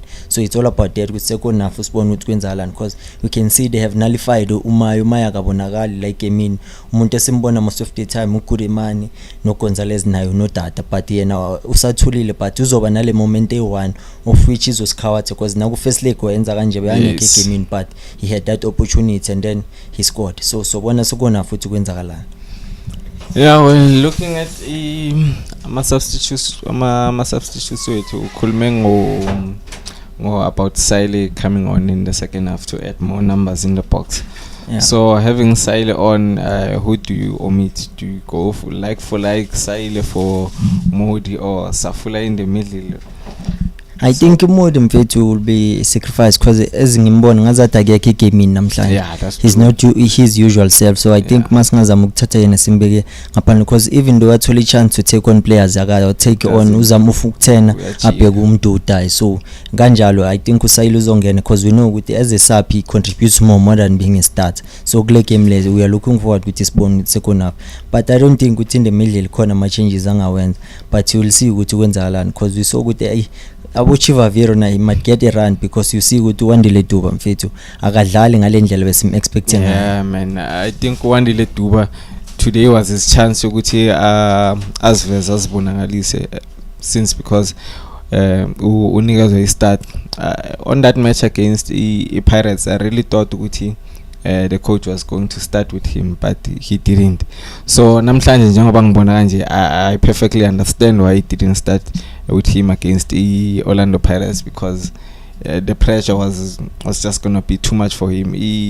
The derby match is a different atmosphere compared to this one and we have seen first half with the defense they are kind of impatient whenever Chiefs delay attacks or even ama miss lawa that miss ayenzile uwandile Duba. So yena to ukuze athathe ama fans awabeke eside lakhe, he definitely needs to get a goal at least. Dupreez has been doing well. Midfield yethu, it looks a bit rusty, but it's better. It's better than the last game that we had. You know, like now kuyabonakala ukuthi who is the defensive midfielder and who is the workhorse lo kumele agijime lonke ground. You see Dstv already has had 2 chances. Uyambona ku final third Cape Town City. You also see him when it comes to defending. There's no way ukuthi uzothola or let me say kule first 45 minutes we didn't see Dstv nomthetho balandelana babhebhene. You know very well ukuthi sesajwayela uMarta ku line up. So you know very well ukuthi umthetho is there at the back waiting to ukuthi solve izinto should attack yethu break. So going into the second half, as Cameron mentioned, I don't think both teams will make early changes because kusashayana ngenyoka ephila kusengakabi settled. But as I've said whoever wins midfield will eventually win the game. Yeah, Tina, we haven't had that confidence lena Cape Town City because Cape Town City yashana mesekudeni. But yeah, Tina skarab nalento lokuthi sidubule esekudeni because we are trying ukuthi sikhipe la true ball. So I think nje into esimele nje manje to see ukuthi okay sisibheke ukuthi labantu laba masingajahi izinto sikwazi ukuthi sibathule kanjani because sizamile ukuba harsh isiloku sirasha ama decisions, but manje bheka ukuthi kwenzakaleni because ne composure yenza ukuthi sigcine singakwazi kuba compose because ushahile at the back of the mind wena sofuna ukukora, but awukakazi ukuthi le ball leli yolihendlela kanjani ukuze libe in position la ukuthi angakwazi ukukora khona. Yes. Yeah, I think uDuba if ever was telling amanzi lapha and then athatha I decision engcono, he could have scored that goal because the odds were not against him. Ibhola belimfavor, into bekumela yenze nje use your left foot to place ibhola hard and low. But mawuzofuna ukufoster ukushaya ibhola nge-right but uyaliba ukuthi liyabaleka ngaka-right liza ku-left, obviously you are gonna go high. And into bahlezi bayikhuluma ama-commentators masibukela ibhola la ku-PSL, once walina umzimba wakho wawugobisa kancane ibhola liyaphakama. Yeah. So yeah, second half has started, no team has come with a change. So let's see ukuthi badlala kanjani abafana basephefeni. Hopefully njengoba sishilo at the start or before the start of the match ukuthi this is a definite win because Cape Town City is competing nayo for that CAF spot. So if we don't beat them, then we don't deserve to go to CAF. I think nabo they know ukuthi kahle le game leni sizandleni zawo because ne Stellenbosch is phezulu and Stellenbosch already is 2-0 up. They are leading, so you can see ukuthi nabo mele baphakamise pressure because manje another thing ezosibulala engibonile ilene yenza ile eyenza uhlanzi because uRoad uyamfukuzisa ngale phela sikamtholisile ukhadi. Hey, that was a nice solo run. Yabo into bengisho siphuma ama flank wethu because yabo basipressele from half init. So good run by Duba, solo run. Ngithi liyangena ke lidlile jo ufana shothe kancane nje mfana. Why ingalithintanga le defender la change direction? Hayi zazokhala.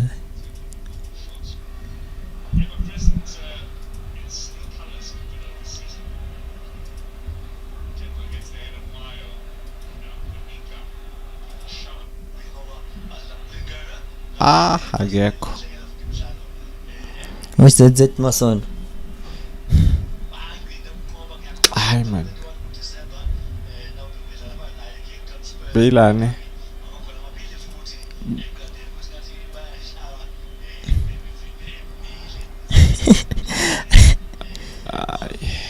Mhlanzimela qaphele ntwana uRhodes uzomtholisa red card. Akekho lona. Urich. Shit yoyenza le Down, Sundowns. yeah.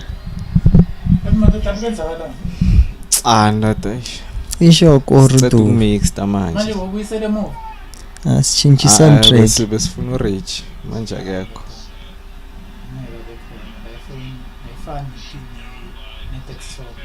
No, DStv ndoda iyachinja.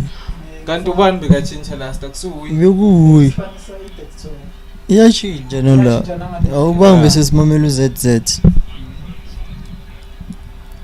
Hayi baba, the last time bekuyini besibukele le game yePirates bongayenzi ngefoni. Yiphi le besebenzisa ifoni yami neyakho? Yeah, besise bekuyidaba. Yeah, bekuyidaba. Kuze kwava negezi. Hayi. It's giving hopeful vibes.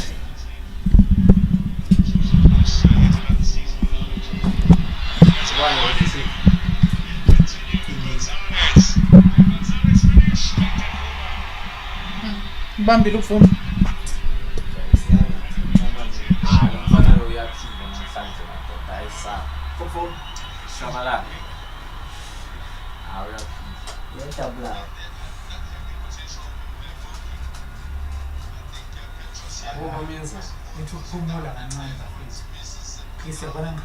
structure.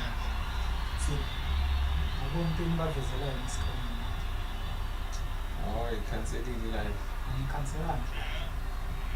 Wabona le starting lineup.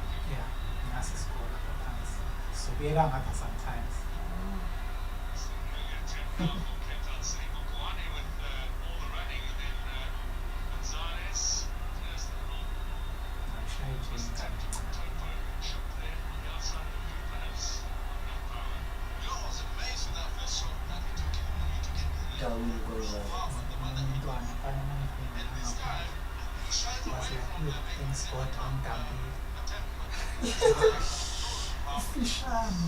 Ngike ngathi kusafunda Mawuthola ngaze kuhlungu. ngathi kufunde elisiba somewhere there. Shawumile. Yeah. Mfana ushaye i-tracksuit ne. Ushaye i-tracksuit for uthathe in. Ya. Shala khona la enkandla. Dala ngokubona, just ngokubona kugcwele imfuyo.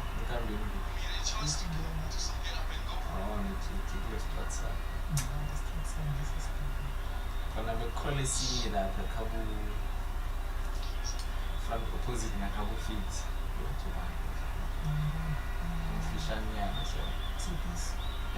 Hey. Ngaphatha lapha. Ngamthumela hayi washa. Solo kuyadelay. Angiyambona. Kumele ngiyekiwe mkhiphe Sikahlala lapha, sihlala. Akho ukuthi uhlala. Ba sengimbona ngama holidays. Hayi kunangi decision making emachita.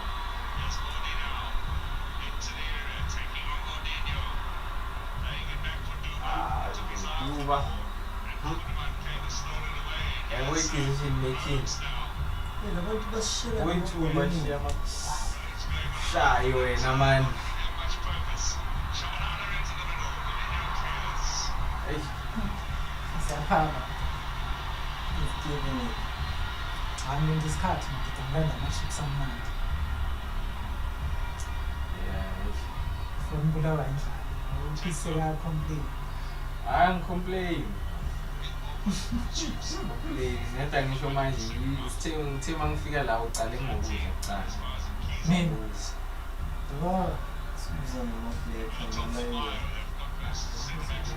ngabe sinjani manje mfana? Ya. Akaphume. Uyarasa. ngihambile nje leya live leya mase kusele 10 minutes ukuthi iqala imatch. Asibamba ngo-300 isiya ku-400.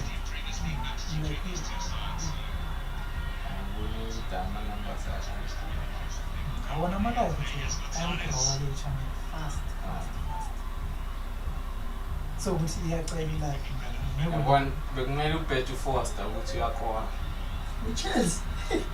ufoster Joe kwi-Chelsea yakora nanga last the Chambazana Chelsea waba ne-assist wami-extending to yabo better foster ushiyakora mhlawumbe ama-odds wakhe 3 point something or 4 point something 100 rand Chop, ngidlala ne-100 rand. bethi ngambhetha kayi-2 foster to score oyi-2 ama-match okulandelana score before azothola wathi injani before azothola ngqondo basitshela njani mase-AFCON bona bamdlalisa ya siyajwayela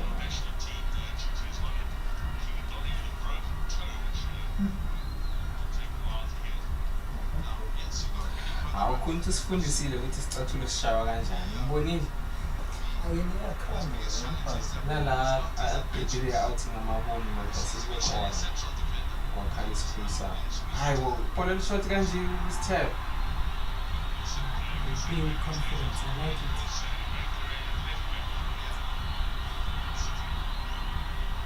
Msimamo uphethe ibhandi. into lewezela Angasindiswe ukuthi uDomo. Same time. right hayi mele usayila ngasuku ngasuku usayile Namhlanje siyasebenza bafana sihamba kudala.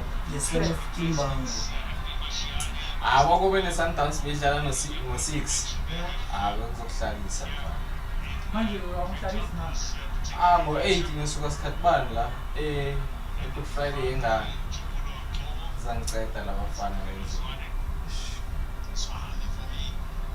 ke awuhlanti hayi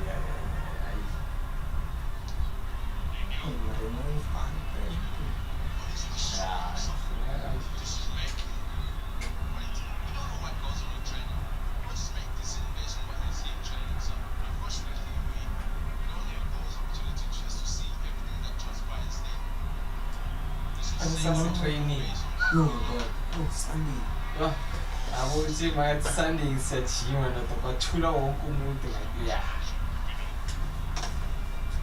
ama-right training futhi abafuthi masibancane kanje right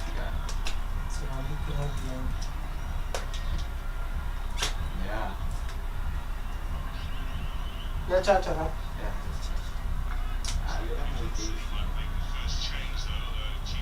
Ngiyambe.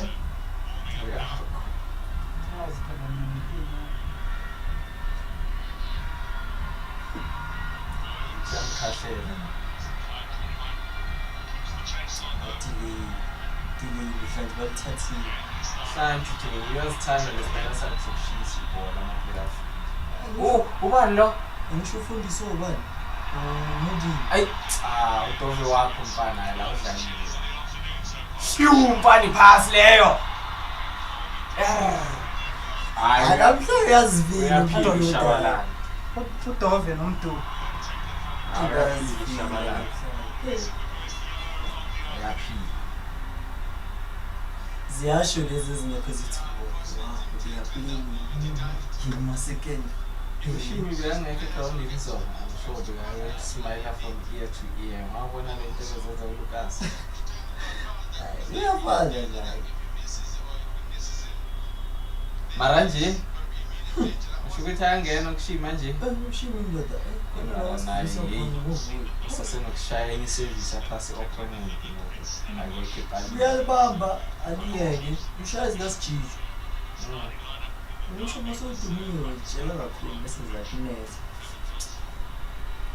ushazi ngasijiji bamshaye athi ubamba isitayela liphunule angashaya goalkeeper ayithina phela ujogi samane sayikitha mara ngayizolo ngomqedile yena bangibonisa yena awumaye uphumile tshentsha ayikho into eyenza namhlanje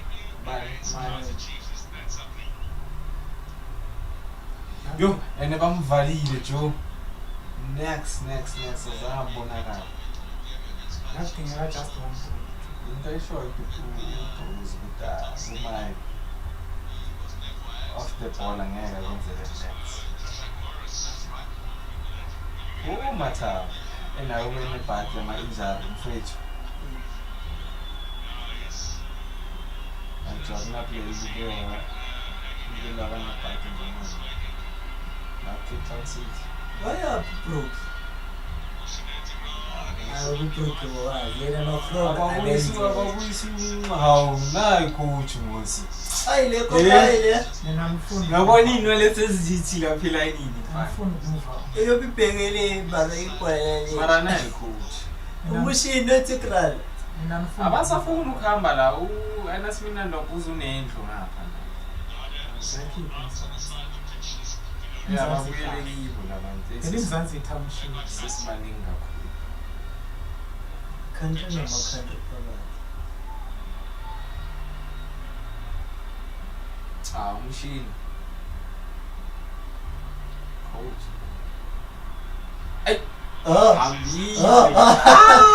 Sala ngamajaqamba. Ayeke. Awudubris batelela ngeke. Ayo lokuzokuswitchela lo ntwana. Phasa yona. Into. Azophaza umntwana. Vula kahle umuntu man. Thena. Is it fast? Final pass since amshela ku-degree. Ya umntwana. Oyembonile yenza ngoba Angeke angibambe lo namba. Awunotaka sina. Silo likathula ngisiyaphuza. Imbonile wabuya. Awubuyela. Umthetho yimdlile. Udliwa umthetho. Awusebenzi. Bafethu na how many minutes ngila? Ubani? Me. Wena. Yeah. Ubuye before iqala ne. How many minutes? More than 25. Ifundo. Yeah, we find out. Isamba 377 sawa kabuhlungu so. Sibeni manje. Well, image phela Angisho manje ngisho. esongeke ilo. Noma besivekile. So buya futhi nokuphela imesh. Siyachaza ukuthi. Siyachaza ukuthi. Smart. Except from the Bese wangithola na ku Facebook yini mfana yabhoreka. Yeah.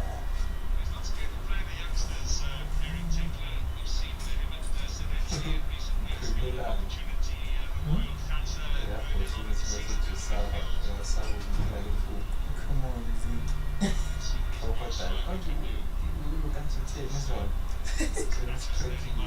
Senderi. Wena ubona ukuqindeza ukuthi lokho. Akasafuna ukuphinda ke. Hayi. Uphasile lahlanzi my boy. Nike manje ngesikhathi. Yo ngishote ngapha. Khana fukusha ngo left. Oh, phela ngishitala. Angisambuka. Ubani? Thana. Ngomani modlala ingezi.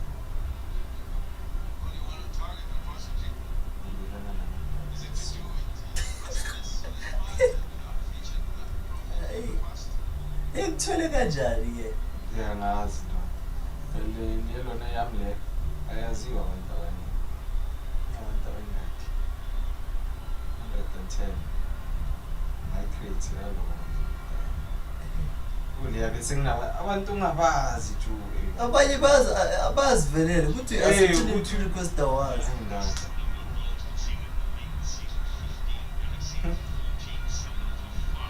Umfana zanga afike ngesitulo no more. Kazethi team yakhe. Ethi isitulo mhlanje. Ucelebrate. Wayengasabuyeli uma. Ngiyabuyeli clean. Wala. Impose. Aseshaya isitulo. Isibeke into yakhe. Ayisi. Akukuyisi.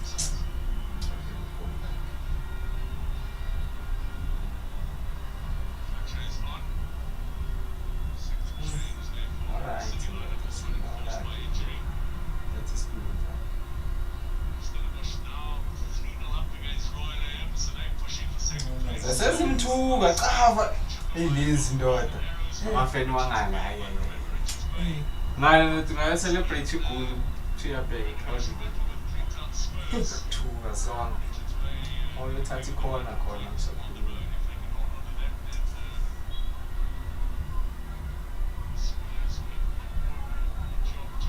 Hayi phela beziphethe ukunyisa umoli la.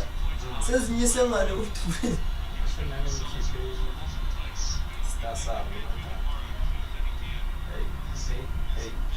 Hey, yabona.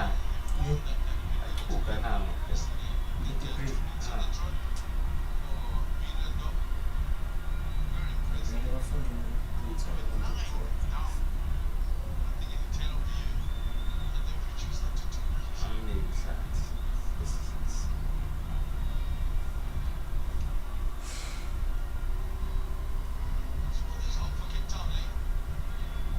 Solo kukuphile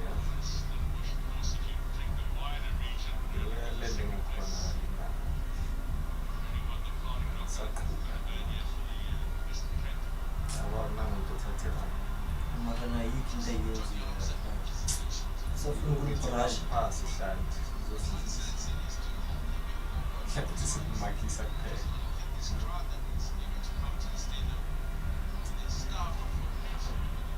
lo uzophuma nokuthi manje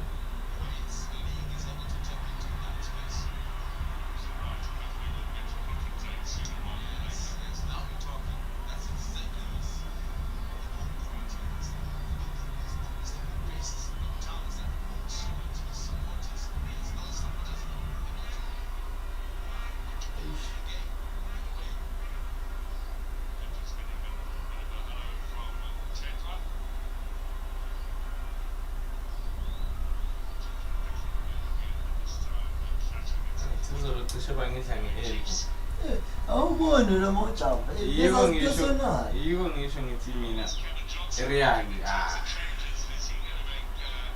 futhi nokuthi ngilune njani lapho ngitshela mina vele bengayidlala izodlala simple afuna ukucomplicate izinto zingangikhahlele ngizicela khona la ngibambe khona ubona ngifesta ngajini amara angibona ubungozi bazo ngalezi besidlala nazo lapha esinabo lezo sishaypa 299 ngiyacala ukuthi player lingilande straight ingalandi ibhola ngilandi ngiya ubone bengidala uyakukhahlela mangala manje lo manager kambani sithi papa la khona ngithi mushroom ngithi nekalika kuyadleka ngangidlala i-1 tengisestem yabona nami into zenza Nigeria lezi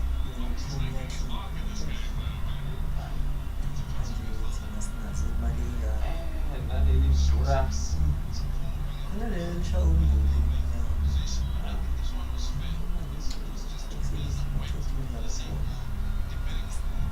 mungathenga kulawa ngishayeza kamnyama ngihlala enhlabathi hayi mara vele namnaza kudlala lawa ithulele ephumelela mina bengiyodlala ngawo wonke le job zale baba lezodlala ngalo la ngokudlala ligi noma ningadlala isinabo